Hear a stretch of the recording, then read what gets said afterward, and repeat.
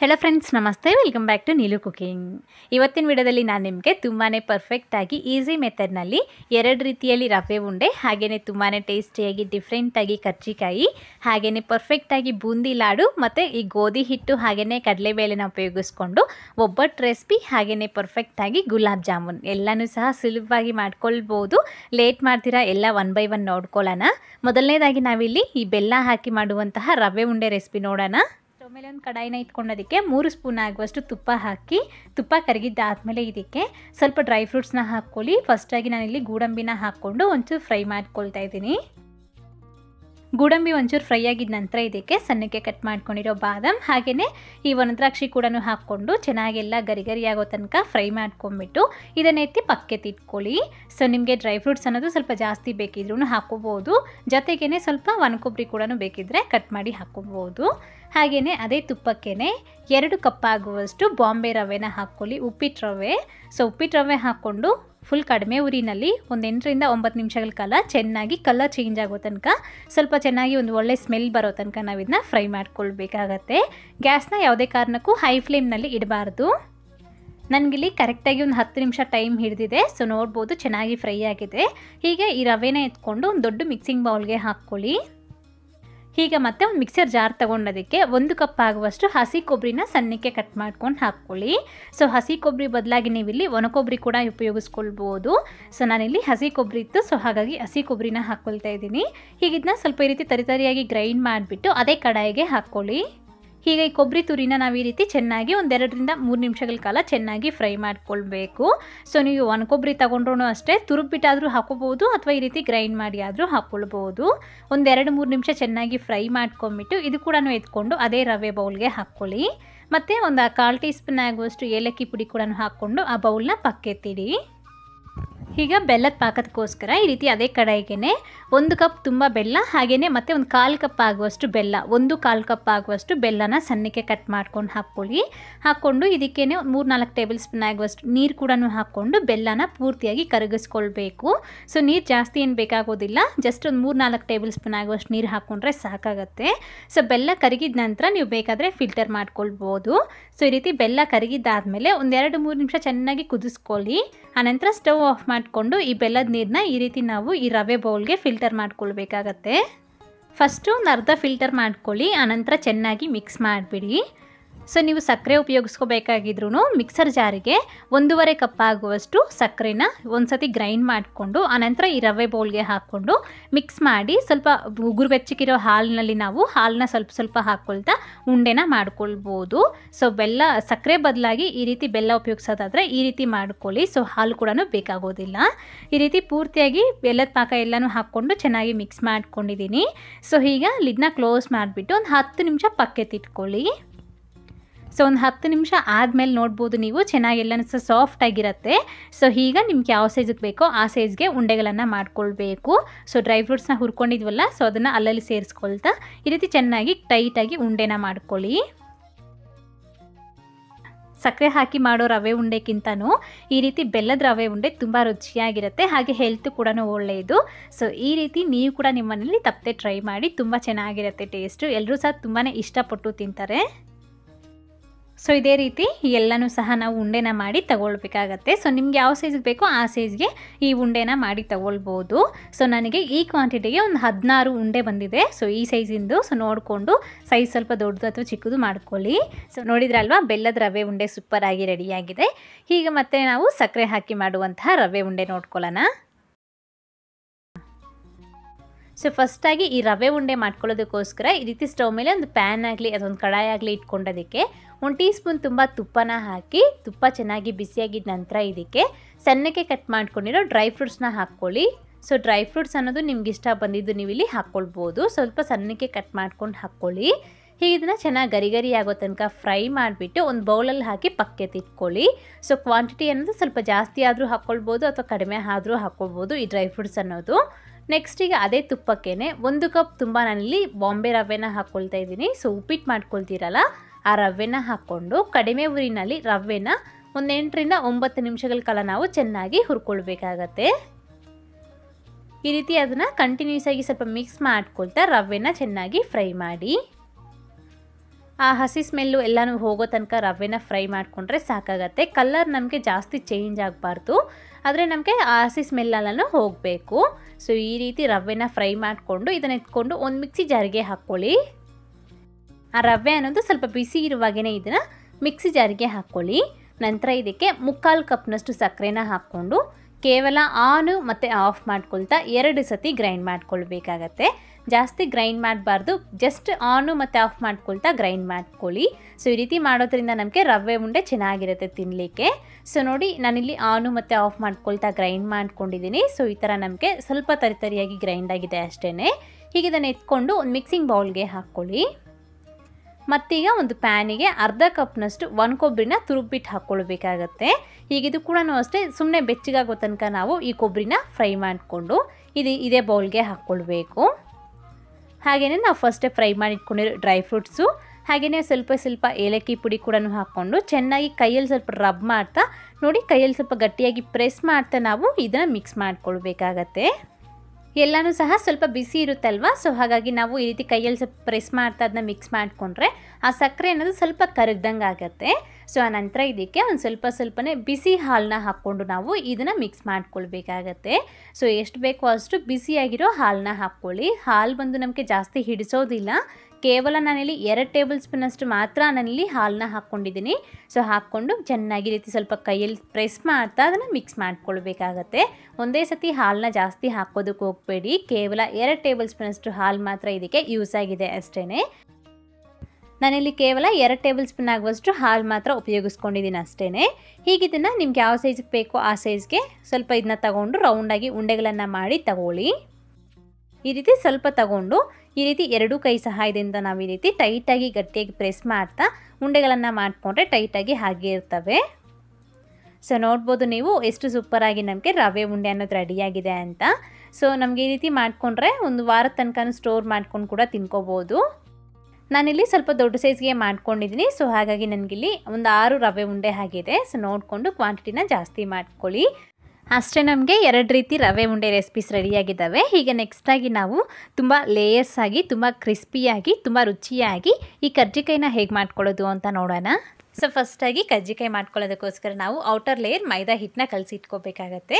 So ಅದಕ್ಕೋಸ್ಕರ ಒಂದು mixing bowl ತಗೊಂಡೋದಕ್ಕೆ 2 ಕಪ್ನಷ್ಟು ಮೈದಾ ಹಿಟ್ಟನ್ನ ಹಾಕಿ ಮತ್ತು ಇದಕ್ಕೇ ಒಂದು ಸ್ವಲ್ಪ ಉಪ್ಪು ಹಾಕಿಬಿಟ್ಟು ಇದಕ್ಕೆ ಒಂದು 2 ಟೇಬಲ್ ಸ್ಪೂನ್ ಆಗುವಷ್ಟು ಚೆನ್ನಾಗಿ ಬಿಸಿಯಾಗಿರೋ ಎಣ್ಣೆನ ಹಾಕ್ಕೊಂಡು ಸ್ಪೂನಲ್ಲಿ ಒಂದು ಸತಿ ಮಿಕ್ಸ್ ಮಾಡ್ಕೊಳ್ಳಿ. ಎಣ್ಣೆ ಬಂದು ಚೆನ್ನಾಗಿ ಬಿಸಿ ಇರೋ ಥರ ನೋಡ್ಕೊಳ್ಳಿ. ಈ ರೀತಿ ಮತ್ತೆ ಇದನ್ನ ಕೈಯಲ್ಲಿ ಚೆನ್ನಾಗಿ ಸ್ವಲ್ಪ ರಬ್ ಮಾಡ್ತಾ ಹಿಟ್ಟನ್ನ ಮಿಕ್ಸ್ ಮಾಡ್ಕೋಬೇಕಾಗತ್ತೆ. ಈ ರೀತಿ ನೋಡಿ ನಮಗೆ ಒಂದು ಕ್ರಂಬಲ್ ಟೆಕ್ಸ್ಚರ್ಗೆ ಈ ಹಿಟ್ಟು ಅನ್ನೋದು ಬರುತ್ತೆ, ಹಾಗೆಯೇ ಮಾಯಿಸ್ಟ್ ಫ್ಲೋರ್ ಆಗಿರುತ್ತೆ. ಸೊ ಈ ಥರ ಮೊದಲು ಹಿಟ್ಟನ್ನ ಕಲಸಿದ್ದಾದಮೇಲೆ ಹೀಗೆ ಮತ್ತೆ ಇದಕ್ಕೆ ಅರ್ಧ ಕಪ್ನಷ್ಟು ಉಗುರು ಬೆಚ್ಚಗಿರೋ ಹಾಲನ್ನ ತಗೊಂಡು ಒಂದು ಸ್ವಲ್ಪನೇ ಹಾಕ್ಕೊಳ್ತಾ ಹಿಟ್ಟನ್ನ ಮಿಕ್ಸ್ ಮಾಡ್ಕೊಳ್ಳಿ. ಈ ರೀತಿ ನಾವು ಹಾಲು ಹಾಕ್ಬಿಟ್ಟು ಮಾಡೋದ್ರಿಂದ ನಮಗೆ ತುಂಬಾ ಚೆನ್ನಾಗಿರುತ್ತೆ ಟೇಸ್ಟ್, ಹಾಗೆ ತುಂಬ ಚೆನ್ನಾಗಿ ಬರ್ತವೆ. ಒಂದು ಸತಿ ತಪ್ಪದೆ ಟ್ರೈ ಮಾಡಿ ನೋಡಿ. ನನಗಿಲ್ಲಿ ಕರೆಕ್ಟಾಗಿ ಅರ್ಧ ಕಪ್ ಮೇಲೆ ಒಂದು 2 ಟೇಬಲ್ ಸ್ಪೂನ್ ಆಗುವಷ್ಟು ಹಾಲು ಯೂಸ್ ಆಗಿದೆ. ಸೊ ನೋಡಿಕೊಂಡು ಹಾಲನ್ನ ಹಾಕ್ಕೊಂಡು ಮಿಕ್ಸ್ ಮಾಡ್ಕೊಳ್ಳಿ. ಹಿಟ್ಟನ್ನ ಚೆನ್ನಾಗಿ ನಾದ್ಕೊಂಡು ಮಿಕ್ಸ್ ಮಾಡ್ಕೋಬೇಕಾಗತ್ತೆ.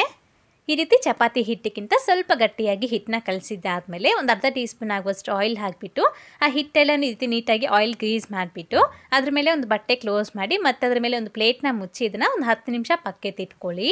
ಈ 10 ನಿಮಿಷದಲ್ಲಿ ನಾವು ಸ್ಟಫಿಂಗ್ ರೆಡಿ ಮಾಡ್ಕೊಳ್ಳೋಣ. ಅದಕ್ಕೋಸ್ಕರ ಒಂದು ಪ್ಯಾನಿಗೆ ಅರ್ಧ ಕಪ್ನಷ್ಟು ಚಿರೋಟಿ ರವೆನ ಹಾಕ್ಕೊಳ್ಳಿ. ಯಾವುದಾದ್ರೂ ಒಂದು ಕಪ್ಪಲ್ತಿನಲ್ಲಿ ಎಲ್ಲ ಮೆಜರ್ಮೆಂಟ್ಸು ತಗೊಳ್ಳಿ, ಕರೆಕ್ಟಾಗಿ ಬರುತ್ತೆ. ಹೀಗೆ ರವೆನ ಸ್ವಲ್ಪ ಕಡಿಮೆ ಉರಿನಲ್ಲಿ ಒಂದು 5 ನಿಮಿಷ ಹುರ್ಕೋಬೇಕು. ಈ ಚಿರೋಟಿ ರವೆ ಬದಲಾಗಿ ನೀವಿಲ್ಲಿ ಬಾಂಬೆ ರವೆ ಕೂಡ ಉಪಯೋಗಿಸ್ಕೊಳ್ಬೋದು.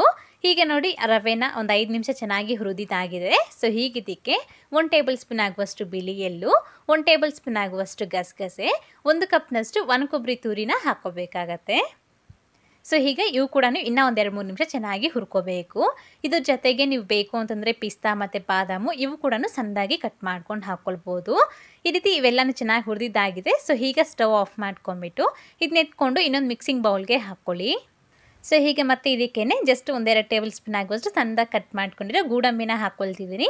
ಬೇಕು ಅಂದರೆ ಹಾಕ್ಕೊಳ್ಳಿ, ಇಲ್ಲಾಂದರೆ ಕಂಪ್ಲೀಟಾಗಿ ಸ್ಕಿಪ್ ಮಾಡ್ಬೋದು. ಹೀಗೆ ಇದೆಲ್ಲನೂ ಚೆನ್ನಾಗಿ ಒಂದು ಸತಿ ಮಿಕ್ಸ್ ಮಾಡಿಬಿಟ್ಟು ಫುಲ್ ತಣ್ಣಗಾಗೋ ತನಕ ಇದನ್ನ ಹಾಗೆ ಬಿಡಬೇಕು. ಹೀಗೆ ಮತ್ತೆ ಇನ್ನೊಂದು ಮಿಕ್ಸಿ ಜಾರ್ ತೊಗೊಂಡೋದಕ್ಕೆ 3/4 ಕಪ್ನಷ್ಟು ಸಕ್ಕರೆನ ಹಾಕ್ಕೊಂಡು ಇದನ್ನ ಫೈನಾಗಿ ಗ್ರೈಂಡ್ ಮಾಡ್ಕೋಬೇಕು. ಸಕ್ಕರೆನ ಗ್ರೈಂಡ್ ಮಾಡುವಾಗ ಇದಕ್ಕೆ ಒಂದು 3 ಏಲಕ್ಕಿ ಕೂಡ ಹಾಕ್ಕೊಂಡು ಗ್ರೈಂಡ್ ಮಾಡಿಕೊಂಡು ಇದಕ್ಕೆ ಹಾಕ್ಕೊಳ್ಳಿ. ಈ ಸಕ್ಕರೆ ಪುಡಿ ಹಾಕುವಾಗ ನಮಗೆ ಈ ಸ್ಟಫಿಂಗ್ ಅನ್ನೋದು ಪೂರ್ತಿಯಾಗಿ ತಣ್ಣಗಾಗಿರಬೇಕು. ಆನಂತರ ಮಾತ್ರ ಈ ರೀತಿ ಸಕ್ಕರೆ ಪುಡಿ ಹಾಕಿ ಮಿಕ್ಸ್ ಮಾಡ್ಕೊಳ್ಬೇಕಾಗತ್ತೆ. ಸೊ ಸ್ವೀಟ್ನೆಸ್ ಅನ್ನೋದು ಕರೆಕ್ಟಾಗಿ ಸರಿ ಹೋಗುತ್ತೆ. ನಿಮ್ಗೆ ಸ್ವಲ್ಪ ಜಾಸ್ತಿ ಬೇಕು ಅಂತಂದ್ರೂ ಕೂಡ ಹಾಕ್ಕೊಳ್ಬೋದು. ನಾನಿಲ್ಲಿ ಸಕ್ಕರೆನ ಉಪಯೋಗಿಸ್ಕೊಂಡು ಈ ಕರ್ಜಿಕಾಯಿನ ಮಾಡ್ತಿದ್ದೀನಿ. ಅದೇ ಥರ ನೀವು ಬೆಲ್ಲ ಕೂಡ ಹಾಕ್ಕೊಂಡು ಮಾಡ್ಕೊಳ್ಬೋದು. ಸೊ ಬೆಲ್ಲ ಅಥವಾ ಸಕ್ಕರೆ ಯಾವುದಾದ್ರೂ ಹಾಕ್ಕೊಳ್ಳಿ. ಸೊ ನಮಗೀಗ ಸ್ಟಫಿಂಗ್ ರೆಡಿಯಾಗಿದೆ. ಇಷ್ಟರಲ್ಲಿ ನಮಗೆ ಹಿಟ್ಟು ಕೂಡ ಚೆನ್ನಾಗಿ ನೆಂದಿರುತ್ತೆ. ಹೀಗೆ ಹಿಟ್ಟನ್ನ ಇನ್ನೊಂದು ಸಲ ಚೆನ್ನಾಗಿ ರೀತಿ ಮಿಕ್ಸ್ ಮಾಡ್ಕೊಳ್ಳಿ. ಈ ರೀತಿ ಚೆನ್ನಾಗಿ ಮಿಕ್ಸ್ ಮಾಡ್ಕೊಂಡ್ಬಿಟ್ಟು ಒಂದು ಬಾಲ್ ಸೈಜ್ಗೆ ಹಿಟ್ಟನ್ನ ತೊಗೊಂಡಿದ್ದನ್ನ ರೌಂಡಾಗಿ ಮಾಡಿ ಇಟ್ಕೊಳ್ಳಿ. ಇದೇ ಥರ ಒಂದು 6 ಬಾಲ್ಸ್ನ ರೆಡಿ ಮಾಡ್ಕೊಂಡು ಇಟ್ಕೋಬೇಕು. 6 ಈಕ್ವಲ್ ಬಾಲ್ಸ್ನ ರೆಡಿ ಮಾಡಿ ಒಂದು ಪಕ್ಕಕ್ಕೆ ಇಟ್ಕೊಳ್ಳಿ. ಇದು ಹಿಟ್ಟು ಒಣಗ್ದಂಗೆ ಒಂದು ಪ್ಲೇಟ್ನ ಮುಚ್ಚಿಡಬೇಕಾಗತ್ತೆ. ಈಗ ಒಂದೊಂದೇ ಉಂಡೆನ ತೊಗೊಂಡು ಈ ರೀತಿ ಸ್ವಲ್ಪ ಸ್ವಲ್ಪನೇ ಮೈದಾ ಹಿಟ್ಟನ್ನ ಹಾಕ್ಕೊಳ್ತಾ ಇದನ್ನ ನಾವು ಲಟ್ಟಿಸ್ಕೋಬೇಕಾಗತ್ತೆ. ಸೇಮ್ ಚಪಾತಿನ ನಾವು ಯಾವ ರೀತಿ ಲಟ್ಟಿಸ್ಕೊತೀವಿ ಇದು ಕೂಡ ಲಟ್ಟಿಸ್ಕೊಳ್ಳಿ. ಸ್ವಲ್ಪ ದಪ್ಪ ಇರಬೇಕಷ್ಟೇ. ನೋಡಿ ಈ ರೀತಿ ಒಂದು ಶೀಟ್ನ ರೆಡಿ ಮಾಡಿಬಿಟ್ಟು ಇದನ್ನ ಒಂದು ಪಕ್ಕಕ್ಕೆ ಇಟ್ಕೊಳ್ಳಿ. ಈ ತಿಕ್ನೆಸ್ ಇದ್ದರೆ ನಮಗೆ ಕರೆಕ್ಟಾಗಿರುತ್ತೆ. ಸೊ ಇದೇ ರೀತಿ ಮೊದಲು ಒಂದು 3 ಶೀಟ್ಸ್ನ ರೆಡಿ ಮಾಡಿ ಒಂದು ಪಕ್ಕಕ್ಕೆ ಇಡಿ. ಈಗ ಒಂದೊಂದೇ ಶೀಟ್ನ ತಗೊಂಡು ಅದ್ರ ಮೇಲೆ ಈ ರೀತಿ ನಾವು ಸ್ವಲ್ಪ ಗಟ್ಟಿ ತುಪ್ಪನ ತಗೊಂಡು ಆ ಶೀಟ್ ಫುಲ್ಲಾಗಿ ನಾವು ಗಟ್ಟಿ ತುಪ್ಪನ ಸವರ್ಕೋಬೇಕಾಗತ್ತೆ. ಹೀಗೆ ಮತ್ತೆ ಅದ್ರ ಮೇಲೆ ಸ್ವಲ್ಪ ಮೈದಾ ಹಿಟ್ಟನ್ನ ಈ ರೀತಿ ಸ್ವಲ್ಪ ಸ್ಪ್ರಿಂಕಲ್ ಮಾಡ್ಕೊಂಡ್ಬಿಟ್ಟು ಆನಂತರ ಅದ್ರ ಮೇಲೆ ಇನ್ನೊಂದು ಶೀಟ್ನ ಹಾಕ್ಬಿಟ್ಟು ಮತ್ತೆ ತುಪ್ಪನ ಸವರ್ಬಿಟ್ಟು ಮತ್ತೆ ಅದ್ರ ಮೇಲೆ ಸ್ವಲ್ಪ ಮೈದಾ ಹಿಟ್ಟನ್ನ ಹಾಕಿ ಇನ್ನೊಂದು ಶೀಟ್ ಕೂಡ ಹಾಕ್ಬಿಟ್ಟು ಸೇಮ್ ಅದೇ ವಿಧಾನದಲ್ಲಿ ಒಂದು 3 ಲೇಯರ್ನ ಹಾಕ್ಕೋಬೇಕಾಗತ್ತೆ. ಸೊ ನೋಡಿ ನಾನಿಲ್ಲಿ 3 ಲೇಯರ್ಸ್ನ ಹಾಕ್ಕೊಂಡ್ಬಿಟ್ಟು ಕೊನೆಗೆ ಕೂಡ ಈ ರೀತಿ ಸ್ವಲ್ಪ ತುಪ್ಪ ಹಾಗೆಯೇ ಮೈದಾ ಹಿಟ್ಟನ್ನ ಸ್ಪ್ರಿಂಕಲ್ ಮಾಡ್ಕೊಂಡು ಇಟ್ಕೊಳ್ಳಿ. ಈಗ ಒಂದು ಕಡೆಯಿಂದ ಟೈಟಾಗಿ ಇದನ್ನ ಫೋಲ್ಡ್ ಮಾಡ್ಕೊಳ್ತಾ ಬರಬೇಕು. ಈ ರೀತಿ ಮಾಡೋದ್ರಿಂದ ನಮಗೆ ಕರ್ಜಿಕಾಯಿ ಅನ್ನೋದು ಚೆನ್ನಾಗಿ ಪದರವಾಗಿ ಚೆನ್ನಾಗಿ ಬರುತ್ತೆ. ಟೇಸ್ಟ್ ಕೂಡ ಚೆನ್ನಾಗಿರುತ್ತೆ. ಸೊ ಈ ರೀತಿ ನಾವು ಟೈಟಾಗಿ ಇದನ್ನ ರೋಲ್ ಮಾಡಿದ್ದಾದಮೇಲೆ ಈಗ ಮತ್ತೆ ಇದನ್ನ ಸ್ವಲ್ಪ ಉದ್ದಕ್ಕೆ ಈ ರೀತಿ ಮಾಡ್ಕೊಳ್ಳಿ. ಹೀಗೆ ಮತ್ತೆ ಇದನ್ನ ಈ ರೀತಿ 1-2 ಇಂಚ್ ಸೈಜ್ಗೆ ಕಟ್ ಮಾಡ್ಕೋಬೇಕಾಗತ್ತೆ. ನೋಡಿ ನಮಗೆ ಎಷ್ಟು ಚೆನ್ನಾಗಿ ಲೇಯರ್ಸ್ ಅನ್ನೋದು ಬಂದಿದೆ. ಸೊ ಈಗ ಒಂದೊಂದೇ ಉಂಡೆನ ತಗೊಂಡು ಈ ರೀತಿ ನಾವು ಆ ಲೇಯರ್ಸ್ ಇರೋ ಕಡೆಗೆ ಫ್ಲ್ಯಾಟ್ ಮಾಡಿಕೊಂಡು ರೋಲ್ ಮಾಡ್ಕೋಬೇಕು. ತುಂಬ ಸಣ್ಣದಾಗಿ ಇದನ್ನ ರೋಲ್ ಮಾಡಿದ್ರೆ ಈ ರೀತಿ ಸ್ವಲ್ಪ ದಪ್ಪಕ್ಕೆ ಇದನ್ನ ಲಟ್ಟಿಸ್ಕೊಳ್ಳಿ. ಸೊ ನೋಡಿ ಈ ರೀತಿ ಫಸ್ಟು ಮೊದಲು ಇದನ್ನ ಒಂದು ಪೂರಿ ಸೈಜ್ಗೆ ಇದನ್ನ ಲಟ್ಟಿಸಿದ್ದಾದಮೇಲೆ ಅದ್ರ ಸೆಂಟರ್ಗೆ 1 ಟೇಬಲ್ ಸ್ಪೂನ್ ಆಗುವಷ್ಟು ಈ ಸ್ಟಫಿಂಗ್ನ ಇಟ್ಬಿಟ್ಟು ಎಡ್ಜಸ್ ಎಲ್ಲನೂ ಹಾಲನ್ನ ಕ್ರೀಸ್ ಮಾಡ್ಕೊಳ್ಳಿ. ಈ ರೀತಿ ಕಂಪಲ್ಸರಿಯಾಗಿ ಎಡ್ಜಸ್ಗೆ ಹಾಲು ಅಥವಾ ನೀರನ್ನ ಅಪ್ಲೈ ಮಾಡ್ಕೊಳ್ಳಿ. ಹೀಗೆ ಮತ್ತೆ ನೋಡಿ ಎರಡು ಕಡೆನೂ ಈ ರೀತಿ ಚೆನ್ನಾಗಿ ಫೋಲ್ಡ್ ಮಾಡ್ಕೊಂಬಿಟ್ಟು ಸ್ವಲ್ಪ ಪ್ರೆಸ್ ಮಾಡಿಬಿಟ್ಟು ಮತ್ತೆ ಇದನ್ನ ಒಂದು ಫೋರ್ಕ್ ಸಹಾಯದಿಂದ ಈ ರೀತಿ ನಾವು ಶೇಪ್ನ ಮಾಡ್ಕೋಬೇಕಾಗತ್ತೆ. ಹೋಲ್ ಮಾಡ್ದಿರ ಈ ರೀತಿ ನಿಧಾನಕ್ಕೆ ಈ ಶೇಪ್ನ ಮಾಡ್ಕೊಳ್ಳಿ. ಸೊ ಈ ರೀತಿ ನಾವು ಸುಲಭವಾಗಿ ಫೋರ್ಕ್ ಸಹಾಯದಿಂದ ಈ ರೀತಿ ಶೇಪಲ್ಲಿ ಮಾಡ್ಕೊಳ್ಬೋದು. ಅಥವಾ ನಿಮ್ಮ ಹತ್ರ ಕರ್ಜಿಕಾಯಿ ಮಾಡೋ ಮೌಲ್ಡ್ ಇದ್ದರೆ ಅದರಲ್ಲಿ ಕೂಡ ಮಾಡ್ಕೊಳ್ಬೋದು. ಎಡ್ಜಸ್ನ ಮಾತ್ರ ನೀಟಾಗಿ ಸೀಲ್ ಮಾಡ್ಕೊಳ್ಳಿ, ಇಲ್ಲಾಂದರೆ ಎಣ್ಣೆಗೆ ಹಾಕಿದಾಗ ಬಿಟ್ಟೋಗೋ ಚಾನ್ಸ್ ಇರುತ್ತೆ. ಸೊ ಹೀಗಿದ್ನ ಫ್ರೈ ಮಾಡ್ಕೊಳ್ಳೋದಕ್ಕೆ ಆಯಿಲ್ ಬಂದುಬಿಟ್ಟು ಮೀಡಿಯಮ್ ಆಗಿ ಹೀಟ್ ಮಾಡ್ಕೊಳ್ಳಿ. ಎಣ್ಣೆ ಜಾಸ್ತಿ ಕಾದಿರಬಾರ್ದು. ಮೀಡಿಯಮ್ ಆಗಿ ಎಣ್ಣೆ ಕಾದಿದ್ದಾದಮೇಲೆ ಇದರಲ್ಲಿ ಒಂದು ಕರ್ಜಿಕಾಯಿನ ಹಾಕಿಬಿಟ್ಟು ಅದ್ರ ಮೇಲೆ ಈ ರೀತಿ ಈ ಬಿಸಿ ಎಣ್ಣೆನ ಹಾಕ್ತಾ ಇರಬೇಕು. ಈ ಥರ ಸ್ವಲ್ಪ ಮೇಲೆ ಬಂದ ನಂತರ ಇನ್ನೊಂದು ಕರ್ಜಿಕಾಯಿ ಕೂಡ ಹಾಕ್ಕೊಂಡು ಇದೇ ರೀತಿ ಫ್ರೈ ಮಾಡ್ಕೊಳ್ಳಿ. ಈ ರೀತಿ ಆ ಎಣ್ಣೆಯಲ್ಲಿ ಎಷ್ಟು ಕರ್ಜಿಕಾಯಿ ಇಡಿಸುತ್ತೋ ಅಷ್ಟು ಕರ್ಜಿಕಾಯಿಸ್ನ ಹಾಕ್ಕೊಂಡ್ಬಿಟ್ಟು ಮೀಡಿಯಮ್ ಫ್ಲೇಮ್ನಲ್ಲಿ ಇದನ್ನ ಫ್ರೈ ಮಾಡ್ಕೋಬೇಕಾಗತ್ತೆ. ಮೀಡಿಯಮ್ ಟು ಲೋ ಫ್ಲೇಮ್ ಮಧ್ಯದಲ್ಲಿ ಉರಿನ ಇಟ್ಕೊಂಡು ನಾವು ಇದನ್ನ ಫ್ರೈ ಮಾಡ್ಕೋಬೇಕು. ಹೈ ಫ್ಲೇಮ್ ಅಂತೂ ಇರಲೇಬಾರ್ದು. ಉರಿನ ಆದಷ್ಟು ಸ್ವಲ್ಪ ಕಡಿಮೆ ಉರಿ ಇಟ್ಕೊಂಡು ಫ್ರೈ ಮಾಡಿಕೊಂಡ್ರೆ ಚೆನ್ನಾಗಿ ಕ್ರಿಸ್ಪಿಯಾಗಿ ಚೆನ್ನಾಗಿ ಬರುತ್ತೆ. ಈ ರೀತಿ ಚೆನ್ನಾಗಿ ಒಂದು ಒಳ್ಳೆ ಕಲರ್ಗೆ ಚೇಂಜ್ ಆಗುತ್ತೆ, ಹಾಗೆಯೇ ಚೆನ್ನಾಗಿ ಕ್ರಿಸ್ಪಿಯಾಗಿ ಬರುತ್ತೆ ಮತ್ತು ಆ ಲೇಯರ್ಸ್ ಕೂಡ ಬಿಟ್ಕೊಂಡಿರುತ್ತೆ. ಸೊ ಈ ಸ್ಟೇಜ್ನಲ್ಲಿ ಇದನ್ನ ಎತ್ಕೊಂಬಿಡಿ. ನೋಡಿ ನಮಗೆ ಎಷ್ಟು ಚೆನ್ನಾಗಿ ಬಂದಿದೆ. ಸೇಮ್ ಇದೇ ವಿಧಾನದಲ್ಲಿ ಎಲ್ಲ ಕರ್ಜಿಕಾಯಿನೂ ಸಹ ಫ್ರೈ ಮಾಡಿ ತಗೊಳ್ಳೋದಷ್ಟೇ. ನಾನು ತಗೊಂಡಿರೋ ಕ್ವಾಂಟಿಟಿಗೆ ನನಗಿಲ್ಲಿ ಒಂದು 15 ಕರ್ಜಿಕಾಯಿ ಆಗುತ್ತೆ. ಸೊ ನೋಡಿಕೊಂಡು ಕ್ವಾಂಟಿಟಿನ ಜಾಸ್ತಿ ಅಥವಾ ಕಡಿಮೆ ಮಾಡ್ಕೊಳ್ಳಿ. ತುಂಬಾ ಚೆನ್ನಾಗಿರುತ್ತೆ ಟೇಸ್ಟು. ಒಂದು ಸತಿ ಮಿಸ್ ಮಾಡದೆ ಈ ರೀತಿ ಈ ವಿಧಾನದಲ್ಲಿ ಟ್ರೈ ಮಾಡಿ ನೋಡಿ. ಸೊ ಕರ್ಜಿಕಾಯಿ ಅಂತೂ ತುಂಬ ರುಚಿಯಾಗಿ ರೆಡಿಯಾಗಿದೆ. ಹೀಗೆ ನೆಕ್ಸ್ಟಾಗಿ ನಾವು ತುಂಬಾ ಪರ್ಫೆಕ್ಟಾಗಿ ಈಸಿ ಮೆಥಡ್ನಲ್ಲಿ ಈ ಬೂಂದಿ ಲಾಡುನ ಹೇಗೆ ಮಾಡ್ಕೊಳ್ಳೋದು ಅಂತ ನೋಡೋಣ. ಮೊದಲನೇದಾಗಿ ಲಾಡು ಮಾಡ್ಕೊಳ್ಳೋದಕ್ಕೋಸ್ಕರ ನಾವು ಕಡಲೆ ಹಿಟ್ಟಿನಲ್ಲಿ ಬ್ಯಾಟರ್ನ ರೆಡಿ ಮಾಡ್ಕೊಳ್ಬೇಕು. ಅದಕ್ಕೋಸ್ಕರ ನಾನಿಲ್ಲಿ ಕಡಲೆ ಹಿಟ್ಟನ್ನ ತೊಗೊಂಡಿದ್ದೀನಿ. ನೋಡಿ, ನೀವು ಈ ಥರ ಲೂಸ್ ಕಡಲೆ ಹಿಟ್ಟಿನ ಬದಲಾಗಿ ಪ್ಯಾಕೆಟ್ ಕಡಲೆ ಹಿಟ್ಟು ಅಥವಾ ಕಡಲೆಬೇಳೆನ ಮಿಲ್ಲಿಗೆ ಹಾಕಿಸಿ ಪೌಡರ್ ಮಾಡಿ ಆದರೂ ತೊಗೊಳ್ಬೋದು. ಸೊ ನೆಕ್ಸ್ಟ್ ಈಗ ನಾನು ಈ ರೀತಿ ಒಂದು ಜರಡಿನಲ್ಲಿ ಒಂದು ಕಪ್ಪನ್ನ ಇಟ್ಕೊಳ್ಳಿ. ಈ ರೀತಿ ಕೆಳಗಿನ ಭಾಗ ಹಾಗೆಯೇ ಮೇಲಿನ ಭಾಗ ಈಕ್ವಲ್ ಆಗಿರಬೇಕು. ಸೊ ಈ ಥರ ಕಪ್ಪಲ್ಲಿ ನಾನು ಕಡಲೆ ಹಿಟ್ಟನ್ನ ತಗೊಳ್ತಾ ಇದ್ದೀನಿ. ಇಲ್ಲಿ ಈ ಕಪ್ಪಲತೆಯಲ್ಲಿ 4 ಕಪ್ನಷ್ಟು ಕಡಲೆ ಹಿಟ್ಟನ್ನ ತಗೊಂಡಿದ್ದೀನಿ. ಹೀಗೆ ಈ ರೀತಿ ಫೈನ್ ಆಗಿ ನಾವು ಜರಡಿ ಮಾಡ್ಕೊಳ್ಬೇಕು. ಸೊ ಈ 4 ಕಪ್ ಕಡಲೆ ಹಿಟ್ಟಿಗೆ ನಮಗೆ ಇಲ್ಲಿ 40 ಲಾಡು ಆಗುತ್ತೆ, 2 kg ತನಕ ಬರುತ್ತೆ. ಸೊ ಈ ರೀತಿ ಫೈನ್ ಆಗಿ ಇದನ್ನು ಜರಡಿ ಮಾಡ್ಕೊಂಡಿದ ನಂತರ ಇದನ್ನು ಎತ್ಕೊಂಡ್ಬಿಟ್ಟು ಒಂದು ದೊಡ್ಡ ಬೌಲ್ಗೆ ಹಾಕ್ಕೊಳ್ಳಿ.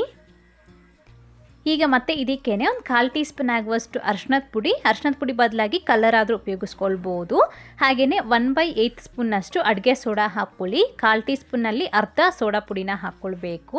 ಹಾಕ್ಕೊಂಡು ಇವೆಲ್ಲನೂ ಸಹ ಚೆನ್ನಾಗಿ ಒಂದು ಸತಿ ಮಿಕ್ಸ್ ಮಾಡಿ ಆನಂತರ ಇದಕ್ಕೆ ನಾವು ನೀರನ್ನ ಹಾಕ್ಕೊಳ್ತಾ ಮಿಕ್ಸ್ ಮಾಡ್ಕೊಳ್ಬೇಕು. ಮೊದಲು ನಾನಿಲ್ಲಿ 1 ಕಪ್ನಷ್ಟು ನೀರು ಹಾಕ್ಕೊಂಡು ಸ್ವಲ್ಪ ಮಿಕ್ಸ್ ಮಾಡ್ಕೊಂಡಿದ್ದೀನಿ. ಆನಂತರ ಇದಕ್ಕೆ ಇನ್ನೊಂದು ಕಪ್ನಷ್ಟು ನೀರು ಹಾಕ್ಕೊಂಡು ಮಿಕ್ಸ್ ಮಾಡ್ಕೊಳ್ತಾ ಇದ್ದೀನಿ. ಸೊ ಈ ರೀತಿ ಒಂದು ಸ್ವಲ್ಪ ನೀರನ್ನ ಹಾಕ್ಕೊಳ್ತಾ ಮಿಕ್ಸ್ ಮಾಡ್ಕೊಳ್ಬೇಕಾಗತ್ತೆ. ಒಂಚೂರು ಕೂಡ ಗಂಟಿಲ್ದಂಗೆ ನಾವು ಇದನ್ನು ಮಿಕ್ಸ್ ಮಾಡ್ಕೊಳ್ಬೇಕು. ನನಗಿಲ್ಲಿ 4 ಕಪ್ನಷ್ಟು ಹಿಟ್ಟಿಗೆ 3 ಕಪ್ ಮೇಲೆ 1/4 ಕಪ್ನಷ್ಟು ನೀರು ಯೂಸ್ ಆಗಿದೆ. ಟೋಟಲ್ ಆಗಿ 3-1/4 ಕಪ್ ಆಗುವಷ್ಟು ನೀರು ಯೂಸ್ ಮಾಡ್ಕೊಂಡಿದ್ದೀನಿ. ಸೊ ನೀವು ಬ್ಯಾಟರ್ ಕನ್ಸಿಸ್ಟೆನ್ಸಿ ನೋಡ್ಬೋದು. ಈ ರೀತಿ ಇರಬೇಕು, ನಮಗೆ ತುಂಬ ಗಟ್ಟಿ ಇರಬಾರ್ದು, ಹಾಗಂತ ತುಂಬ ತೆಳುವು ಇರಬಾರ್ದು.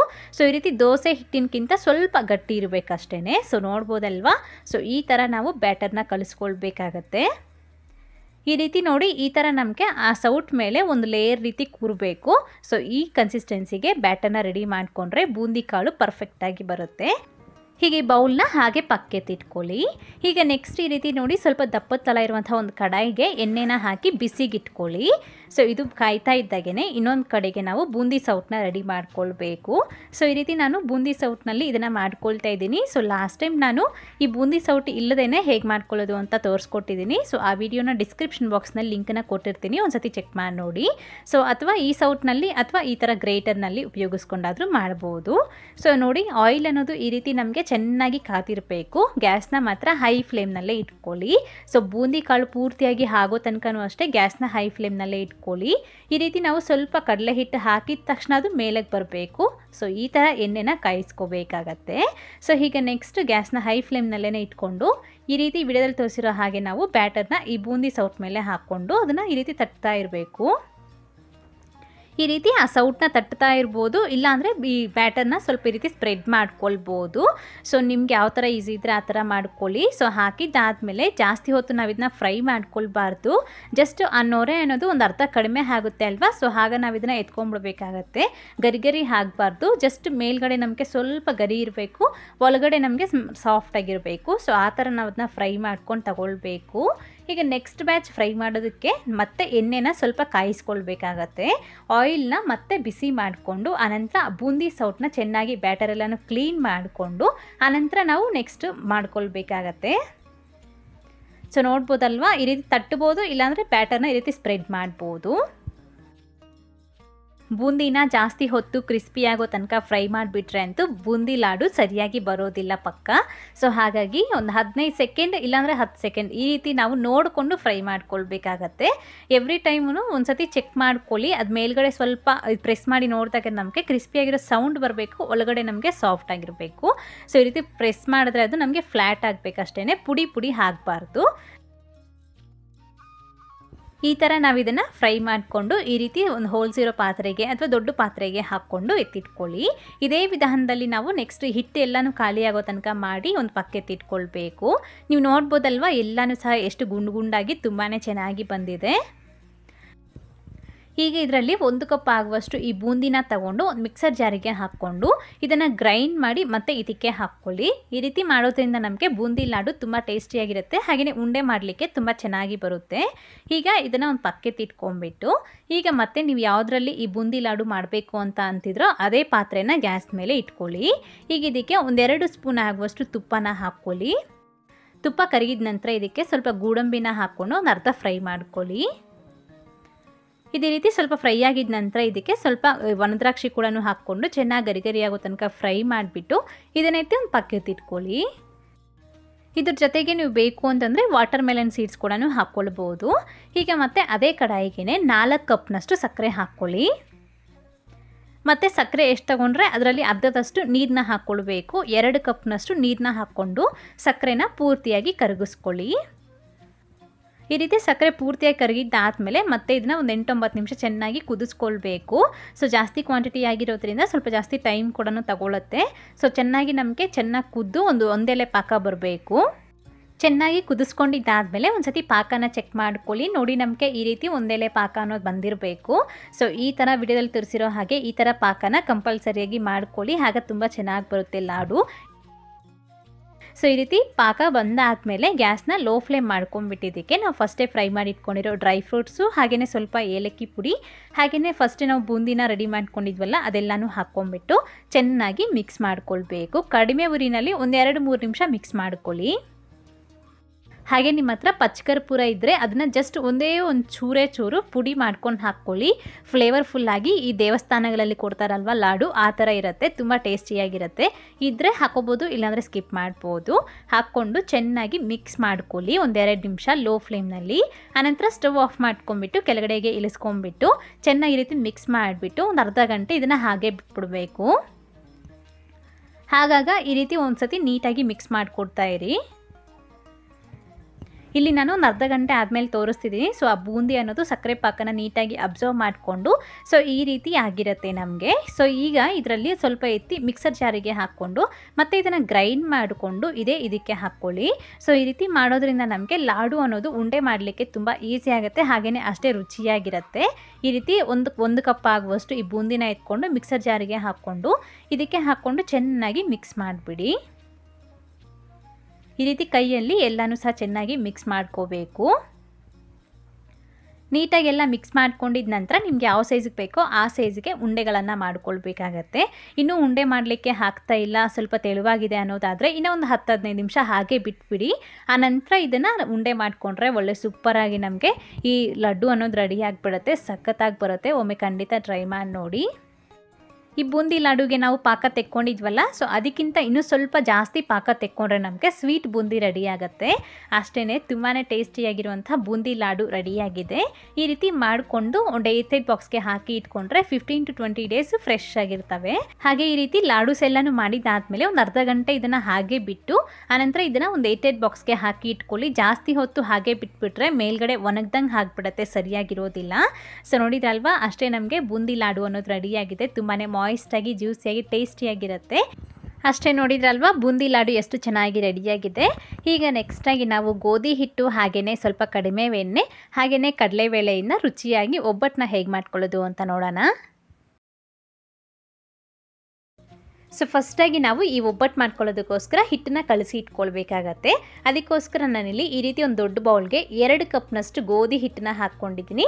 ಅದೇ ಥರನೇ ಅರ್ಧ ಕಪ್ನಷ್ಟು ಮೈದಾ ಹಿಟ್ಟನ್ನ ಸೇರಿಸ್ಕೊಳ್ತಾ ಇದ್ದೀನಿ. ಸೊ ಮೈದಾ ಬಂದುಬಿಟ್ಟು ಕಂಪ್ಲೀಟಾಗಿ ಸ್ಕಿಪ್ ಮಾಡ್ಕೊಳ್ಬೋದು, ಇಷ್ಟ ಇದ್ದರೆ ಹಾಕ್ಕೊಳ್ಳಿ, ಇಲ್ಲಾಂದರೆ ಮೈದಾನ ಕಂಪ್ಲೀಟಾಗಿ ಸ್ಕಿಪ್ ಮಾಡಿ. ಹಾಗೆಯೇ 1/4 ಟೀ ಸ್ಪೂನ್ ಆಗುವಷ್ಟು ಅರಿಶಿಣದ ಪುಡಿ, ಹಾಗೆ 1-2 ಚಿಟಿಕೆ ಆಗುವಷ್ಟು ಉಪ್ಪು ಮತ್ತು 1 ಟೇಬಲ್ ಸ್ಪೂನ್ ಆಗುವಷ್ಟು ಆಯಿಲ್ ಕೂಡ ಹಾಕಿಬಿಟ್ಟು ಜಸ್ಟ್ ಇದನ್ನ ಈ ರೀತಿ ಲೈಟಾಗಿ ಒಮ್ಮೆ ಮಿಕ್ಸ್ ಮಾಡ್ಕೊಳ್ಳಿ. ಸೊ ನೀವು ಬರೀ ಗೋಧಿ ಹಿಟ್ಟಿನಲ್ಲಿ ಕೂಡ ಮಾಡ್ಕೊಳ್ಬೋದು. ಈ ರೀತಿ ಲೈಟಾಗಿ ಒಂದ್ಸತಿ ಮಿಕ್ಸ್ ಮಾಡಿದ ನಂತರ ಇದಕ್ಕೆ ಎಷ್ಟು ನೀರು ಬೇಕೋ ಅಷ್ಟು ನೀರನ್ನ ಹಾಕ್ಕೊಂಡು ಹಿಟ್ಟನ್ನು ನಾವು ಸ್ವಲ್ಪ ಸ್ಟಿಕ್ಕಿಯಾಗಿ ಕಲಿಸ್ಕೊಳ್ಬೇಕಾಗತ್ತೆ. ನನಗಿಲ್ಲಿ ಕರೆಕ್ಟಾಗಿ 1 ಕಪ್ ಮೇಲೆ ಸ್ವಲ್ಪ ನೀರು ಯೂಸ್ ಆಗಿದೆ. ಸೊ ನೋಡಿಕೊಂಡು ನೀರನ್ನ ಹಾಕ್ಕೊಂಡು ಮಿಕ್ಸ್ ಮಾಡ್ಕೊಳ್ಳಿ. ನೋಡಿ, ಈ ರೀತಿ ಫಸ್ಟ್ ನಮಗೆ ಒಂದು ಉಂಡೆ ರೀತಿ ಒಂದು ಸ್ವಲ್ಪ ಸ್ಟಿಕ್ಕಿಯಾಗಿ ಒಂದು ಉಂಡೆ ರೀತಿ ಆದರೆ ಸಾಕು. ಸೊ ಈಗ ಈ ಹಿಟ್ಟನ್ನ ಎತ್ಕೊಂಡು ಈ ರೀತಿ ನಾವು ಕೌಂಟರ್ ಟಾಪ್ ಮೇಲೆ ಹಾಕ್ಕೊಂಡು ಚೆನ್ನಾಗಿ ಇದನ್ನು ನಾದ್ಕೊಳ್ಬೇಕಾಗತ್ತೆ. ಒಂದು 10 ನಿಮಿಷಗಳ ಕಾಲ ಚೆನ್ನಾಗಿ ಇದನ್ನ ಮಿಕ್ಸ್ ಮಾಡ್ಕೊಳ್ಳಿ. ಆಗಲೇ ನಮಗೆ ಚೆನ್ನಾಗಿ ಹಿಟ್ಟು ಅನ್ನೋದು ಸಾಫ್ಟಾಗಿ ನೆನೆಯುತ್ತೆ. ಈ ರೀತಿ ಮೊದಲು ಒಂದು 5 ನಿಮಿಷ ಚೆನ್ನಾಗಿ ನಾದ್ಕೊಂಡಿದ್ದಾದಮೇಲೆ ಈ ರೀತಿ ನಮಗೆ ಚೆನ್ನಾಗಿ ಸ್ವಲ್ಪ ಸಾಫ್ಟಾಗಿ ಆಗುತ್ತೆ. ಹೀಗೆ ಅದ್ರ ಮೇಲೆ 1-2 ಟೇಬಲ್ ಸ್ಪೂನ್ ಆಗುವಷ್ಟು ಆಯಿಲ್ ಹಾಕಿಬಿಟ್ಟು ಚೆನ್ನಾಗಿ ಮತ್ತೆ ಇದನ್ನ ನಾವು ಮಿಕ್ಸ್ ಮಾಡ್ಕೊಳ್ಬೇಕಾಗತ್ತೆ.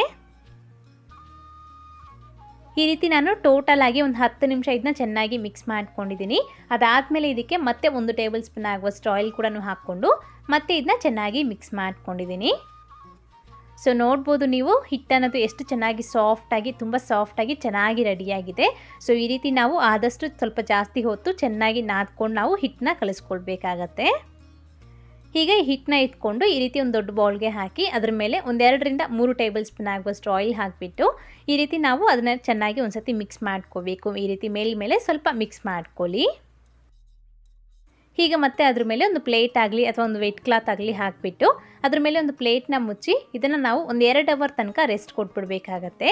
2 ಅವರ್ ನಮಗೆ ಕಂಪ್ಲೀಟಾಗಿ ನೆನಿಬೇಕು, ಆಗಲೇ ನಮಗೆ ತುಂಬ ಚೆನ್ನಾಗಿ ಬರುತ್ತೆ. ಒಬ್ಬಟ್ಟು ತುಂಬ ಸಾಫ್ಟಾಗಿರುತ್ತೆ. ಹಿಟ್ಟನ್ನ ಕಲಿಸ್ಕೊಂಡಿದ್ದ ನಂತರ ಈಗ ಮತ್ತೆ ಈ ರೀತಿ ಇನ್ನೊಂದು ಬೌಲಿಗೆ 1 ಕಪ್ ತುಂಬ ನಾನಿಲ್ಲಿ ಕಡಲೆಬೇಳೆನ ಹಾಕ್ಕೊಳ್ತಾ ಇದ್ದೀನಿ. ಸುಮಾರಾಗಿ ಒಂದು 1/4 kg ಅಷ್ಟು ಇರುತ್ತೆ. ಸೊ ಈಗ ಅದ್ರ ತುಂಬ ನೀರು ಹಾಕಿಬಿಟ್ಟು ಅದ್ರ ಮೇಲೆ ಒಂದು ಪ್ಲೇಟ್ನ ಮುಚ್ಚಿ ಇದು ಕೂಡ ಒಂದು 2 ಅವರ್ ತನಕ ನೆನೆಸಿ ಇಟ್ಕೊಳ್ಳಿ. ಸೊ ಹಿಟ್ಟು ಹಾಗೆಯೇ ಇದನ್ನು ಒಂದು 2 ಅವರ್ ನೆಂದಾದಮೇಲೆ ಈಗ ಮತ್ತೆ ನಾವು ಹೂರಣ ಮಾಡ್ಕೊಳ್ಳೋಣ. ಸೊ ನೋಡ್ಬೋದು ಒಂದು 2 ಅವರ್ಗೆ ನನಗಿಲ್ಲಿ ಕಡಲೆಬೇಳೆ ಚೆನ್ನಾಗಿ ನೆಂದಿದೆ. ಸೊ ಈ ರೀತಿ ನೀವು ನೆನೆಸ್ಬಿಟ್ಟಾದರೂ ಮಾಡ್ಕೊಳ್ಬೋದು ಅಥವಾ ಡೈರೆಕ್ಟಾಗಿ ಕುಕ್ಕರ್ಗೆ ಹಾಕಿ ಬೇಯಿಸ್ಕೊಂಡಾದರೂ ಮಾಡ್ಕೊಳ್ಬೋದು. ಸೊ ಯಾವ ಥರ ಆದರೂ ಸರಿ ತುಂಬ ಚೆನ್ನಾಗಿ ಬರುತ್ತೆ. ಈ ರೀತಿ ನೆಂದಿರೋ ಕಡಲೆಬೇಳೆನ ಇನ್ನೊಂದು ಸತಿ ಚೆನ್ನಾಗಿ ವಾಶ್ ಮಾಡ್ಕೊಂಬಿಟ್ಟು ಇದನ್ನ ಎತ್ಕೊಂಡು ಈ ರೀತಿ ಒಂದು ಕುಕ್ಕರ್ಗೆ ಹಾಕ್ಕೊಳ್ಳಿ. ಮತ್ತು ಇದಕ್ಕೇ 3 ಕಪ್ನಷ್ಟು ನೀರು ಹಾಕಿ. ಸೊ 1 ಕಪ್ ಕಡಲೆಬೇಳೆಗೆ 3 ಕಪ್ನಷ್ಟು ನೀರು ಹಾಕ್ಕೊಳ್ಳಿ. ಹಾಗೆಯೇ ಒಂದು 2 ಚಿಟಿಕೆ ಆಗುವಷ್ಟು ಉಪ್ಪು, ಒಂದು 1/4 ಟೀ ಸ್ಪೂನ್ ಆಗುವಷ್ಟು ಅರಿಶಿಣದ ಪುಡಿ, 1 ಟೀ ಸ್ಪೂನ್ ಆಗುವಷ್ಟು ಆಯಿಲ್ ಕೂಡ ಹಾಕ್ಕೊಂಡು ಇವೆಲ್ಲನೂ ಸಹ ಚೆನ್ನಾಗಿ ಒಂದು ಸತಿ ಮಿಕ್ಸ್ ಮಾಡಿ. ಈಗ ಮತ್ತೆ ಲಿಡ್ನ ಕ್ಲೋಸ್ ಮಾಡಿಬಿಟ್ಟು ಮೀಡಿಯಮ್ ಫ್ಲೇಮ್ನಲ್ಲಿ 3 ವಿಸಿಲ್ ಹಾಕಿಸ್ಕೊಳ್ಳಿ. ಕರೆಕ್ಟಾಗಿ ಬೇಯುತ್ತೆ. ಅದೇ ನೀವು ನೆನೆಸ್ತೀರ ಹಾಗೆ ಡೈರೆಕ್ಟಾಗಿ ಮಾಡ್ಕೋಬೇಕು ಅಂತಂದರೆ ಮೀಡಿಯಮ್ ಫ್ಲೇಮ್ನಲ್ಲಿ ಒಂದು 5ರಿಂದ 6 ವಿಸಿಲ್ ಹಾಕಿಸ್ಕೊಳ್ಬೇಕಾಗತ್ತೆ. ಸೊ 3 ವಿಸಿಲ್ ಆದಮೇಲೆ ನೀವು ನೋಡ್ಬೋದು ಕಡಲೆಬೇಳೆ ಎಲ್ಲ ಚೆನ್ನಾಗಿ ಸಾಫ್ಟಾಗಿ ಬೆಂದೋಗಿದೆ. ಸೊ ಈ ರೀತಿ ನಮಗೆ ಬೇಳೆ ಅನ್ನೋದು ಚೆನ್ನಾಗಿ ಬೇಯಬೇಕು. ಆಗಲೇ ನಮಗೆ ಹೂರಣ ಕೂಡ ತುಂಬ ಸಾಫ್ಟಾಗಿ ತುಂಬ ಚೆನ್ನಾಗಿರುತ್ತೆ. ಹೀಗೆ ಈ ಬೆಂದಿರೋ ಕಡಲೆಬೇಳೆನ ಇಟ್ಕೊಂಡು ಈ ರೀತಿ ನಾವು ಒಂದು ಸ್ಟ್ರೈನರ್ಗೆ ಇದನ್ನ ಟ್ರಾನ್ಸ್ಫರ್ ಮಾಡ್ಕೊಳ್ಬೇಕಾಗತ್ತೆ. ಸೊ ಆ ನೀರು ಹಾಗೆಯೇ ಈ ಬೇಳೆನ ಸಪ್ರೇಟ್ ಮಾಡ್ಕೊಂಬಿಡಿ. ಆ ನೀರಲ್ಲಿ ನೀವು ಬೇಕು ಅಂತಂದರೆ ರಸ ಮಾಡ್ಕೊಳ್ಬೋದು. ಸೊ ಈ ಬೇಳೆಯಲ್ಲಿ ನಾವು ಹೂರಣ ಮಾಡ್ಕೊಳ್ತೀವಿ. ಈಗ ಈ ಬೇಳೆನ ಇಟ್ಕೊಂಡು ಈ ರೀತಿ ನಾನು ಕುಕ್ಕರ್ಗೆ ಹಾಕ್ಕೊಳ್ತಾ ಇದ್ದೀನಿ ಅಥವಾ ಬೇರೆ ಪಾತ್ರೆಗೆ ಕೂಡ ಹಾಕ್ಕೊಳ್ಬೋದು. ಮತ್ತು ಇದಕ್ಕೇ ಎಷ್ಟು ನೀವು ಕಡಲೆಬೇಳೆ ತೊಗೊಂಡಿರ್ತೀರಲ್ವ ಅಷ್ಟೇ ಕ್ವಾಂಟಿಟಿಗೆ ನಾವು ಬೆಲ್ಲನ ಹಾಕ್ಕೊಳ್ಬೇಕಾಗತ್ತೆ. ಕಡಲೆಬೇಳೆ ತುಂಬ ಹಾಕ್ಕೊಂಡ್ರೆ ಬೆಲ್ಲ ಕೂಡ ಅಷ್ಟೇ ಕಪ್ಪು ತುಂಬ ನಾವು ಹಾಕ್ಕೊಳ್ಬೇಕು. ಈ ರೀತಿ ಸಣ್ಣಕ್ಕೆ ಕಟ್ ಮಾಡ್ಕೊಂಡಿರೋ ಬೆಲ್ಲನ 1 ಕಪ್ನಷ್ಟು ಹಾಕ್ಕೊಂಡು ಗ್ಯಾಸ್ ಮೇಲೆ ಇಟ್ಕೊಂಡು ಪೂರ್ತಿಯಾಗಿ ಮಿಕ್ಸ್ ಮಾಡ್ಕೊಳ್ಳಿ. ಈ ರೀತಿ ನಾವು ಅದನ್ನ ಮಿಕ್ಸ್ ಮಾಡ್ಕೊಳ್ತಾ ಇದ್ದಂಗೆ ಬೆಲ್ಲ ಎಲ್ಲ ಪೂರ್ತಿಯಾಗಿ ಕರಗಿಬಿಟ್ಟು ನಮಗೆ ಈ ರೀತಿ ಸ್ವಲ್ಪ ತೆಳುವಾಗುತ್ತೆ. ಈಗ ಇದನ್ನು ಮತ್ತೆ ಮೀಡಿಯಮ್ ಫ್ಲೇಮ್ನಲ್ಲಿ ಇಟ್ಕೊಂಡು ಚೆನ್ನಾಗಿ ನಾವು ಇದನ್ನ ಕಂಟಿನ್ಯೂಸ್ ಆಗಿ ಮಿಕ್ಸ್ ಮಾಡ್ಕೊಳ್ತಾ ಕುಕ್ ಮಾಡ್ಕೊಳ್ಬೇಕು. ಈ ರೀತಿ ನಮಗೆ ಅದು ಸ್ವಲ್ಪ ಗಟ್ಟಿ ಆಗ್ತಾ ಬರುತ್ತೆ. ಸೊ ನೋಡ್ಬೋದು ನಮಗಿಲ್ಲಿ ಒಂದು 8-9 ನಿಮಿಷಕ್ಕೆ ಈ ರೀತಿ ಸ್ವಲ್ಪ ಗಟ್ಟಿ ಆಗ್ತಾ ಬಂದಿದೆ. ಒಂದು ಸತಿ ಚೆಕ್ ಮಾಡ್ಕೊಳ್ಳಿ. ನೋಡಿ ನಮಗೆ ಈ ರೀತಿ ಸ್ಪೂನ್ ಅನ್ನೋದು ಹಾಗೆ ಇಟ್ಟರೆ ನಮಗೆ ಹಾಗೆ ನಿಂತ್ಕೊಂಡ್ಬಿಡಬೇಕು. ಸೊ ಈ ರೀತಿ ನಾವು ಈ ಕನ್ಸಿಸ್ಟೆನ್ಸಿ ಬರೋ ತನಕ ನಾವು ಹೂರಣನ ಕುಕ್ ಮಾಡ್ಕೊಳ್ಬೇಕಾಗತ್ತೆ. ಇದಕ್ಕಿಂತ ಜಾಸ್ತಿ ಗಟ್ಟಿಯಾಗೋ ತನಕ ಇದನ್ನ ಕುಕ್ ಮಾಡ್ಕೊಳ್ಬಾರ್ದು. ಹಾಗೆ ತುಂಬ ತೆಳುವಾಗಿದ್ದಾಗ ಕೂಡ ನಾವು ಮಾಡ್ಕೊಳ್ಬಾರ್ದು. ಸೊ ಈ ರೀತಿ ಹೂರಣಕ್ಕೆ ಇದನ್ನ ರೆಡಿ ಮಾಡ್ಕೊಂಡಿದ ನಂತರ ಇದರಲ್ಲಿ ನಾನು ಒಂದು 3 ಟೇಬಲ್ ಸ್ಪೂನ್ ಆಗುವಷ್ಟು ಈ ಹೂರಣ ಎತ್ಕೊಂಡು ಈ ರೀತಿ ನಾನು ಒಂದು ಸ್ಟ್ರೈನರ್ಗೆ ಹಾಕ್ಕೊಳ್ತಾ ಇದ್ದೀನಿ. ಅಥವಾ ನೀವಿಲ್ಲಿ ಒಂದು ಜ್ಯೂಸ್ ಫಿಲ್ಟರ್ ಇರುತ್ತಲ್ವ ಸೊ ಅದರಲ್ಲಾದರೂ ಹಾಕ್ಕೊಳ್ಬೋದು ಅಥವಾ ಮಿಕ್ಸಿ ಜಾರ್ಗೆ ಹಾಕ್ಕೊಂಡು ಫೈನಾಗಾದರೂ ಗ್ರೈಂಡ್ ಮಾಡ್ಕೊಳ್ಬೋದು. ಸೊ ನಾನಿವತ್ತು ಮಿಕ್ಸಿ ಜಾರ್ನ ಉಪಯೋಗಿಸ್ತಿಲ್ಲ. ಸೊ ಈ ರೀತಿ ಒಂದು ಸ್ಟ್ರೈನರ್ ಸಹಾಯದಿಂದ ನಾನಿಲ್ಲಿ ಹೂರಣನ ಮಾಡ್ಕೊಳ್ತಾ ಇದ್ದೀನಿ. ಹಾಗೆ ನೀವು ಈ ಥರ ಸ್ಟ್ರೈನರ್ ಸಹಾಯದಿಂದ ನಾವು ಹೂರಣ ಮಾಡ್ಕೋಬೇಕು ಅಂತಂದರೆ ಈ ಹೂರಣ ಅನ್ನೋದು ನಮಗೆ ತುಂಬ ಬಿಸಿ ಇರಬೇಕು. ಬಿಸಿ ಇರುವಾಗ ನಾವು ಈ ರೀತಿ ಸ್ಟ್ರೈನರಲ್ಲಿ ಹಾಕಿ ಅದನ್ನ ಸ್ಪೂನಲ್ಲಿ ಈ ರೀತಿ ಅಂತ ಇದ್ದರೆ ತುಂಬ ಈಸಿಯಾಗಿ ನಮಗೆ ಆ ಹೂರಣ ಅನ್ನೋದು ಸಾಫ್ಟಾಗಿ ರೆಡಿ ಆಗುತ್ತೆ.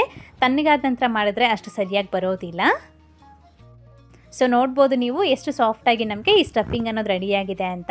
ಮಿಕ್ಸಿನಲ್ಲಿ ಹಾಕಿದ್ರೂ ಅಷ್ಟೇ ಇಷ್ಟು ಸಾಫ್ಟಾಗಿ ಬರಲ್ವೇನೋ ಅಷ್ಟು ಸೂಪರಾಗಿ ಬಂದಿದೆ.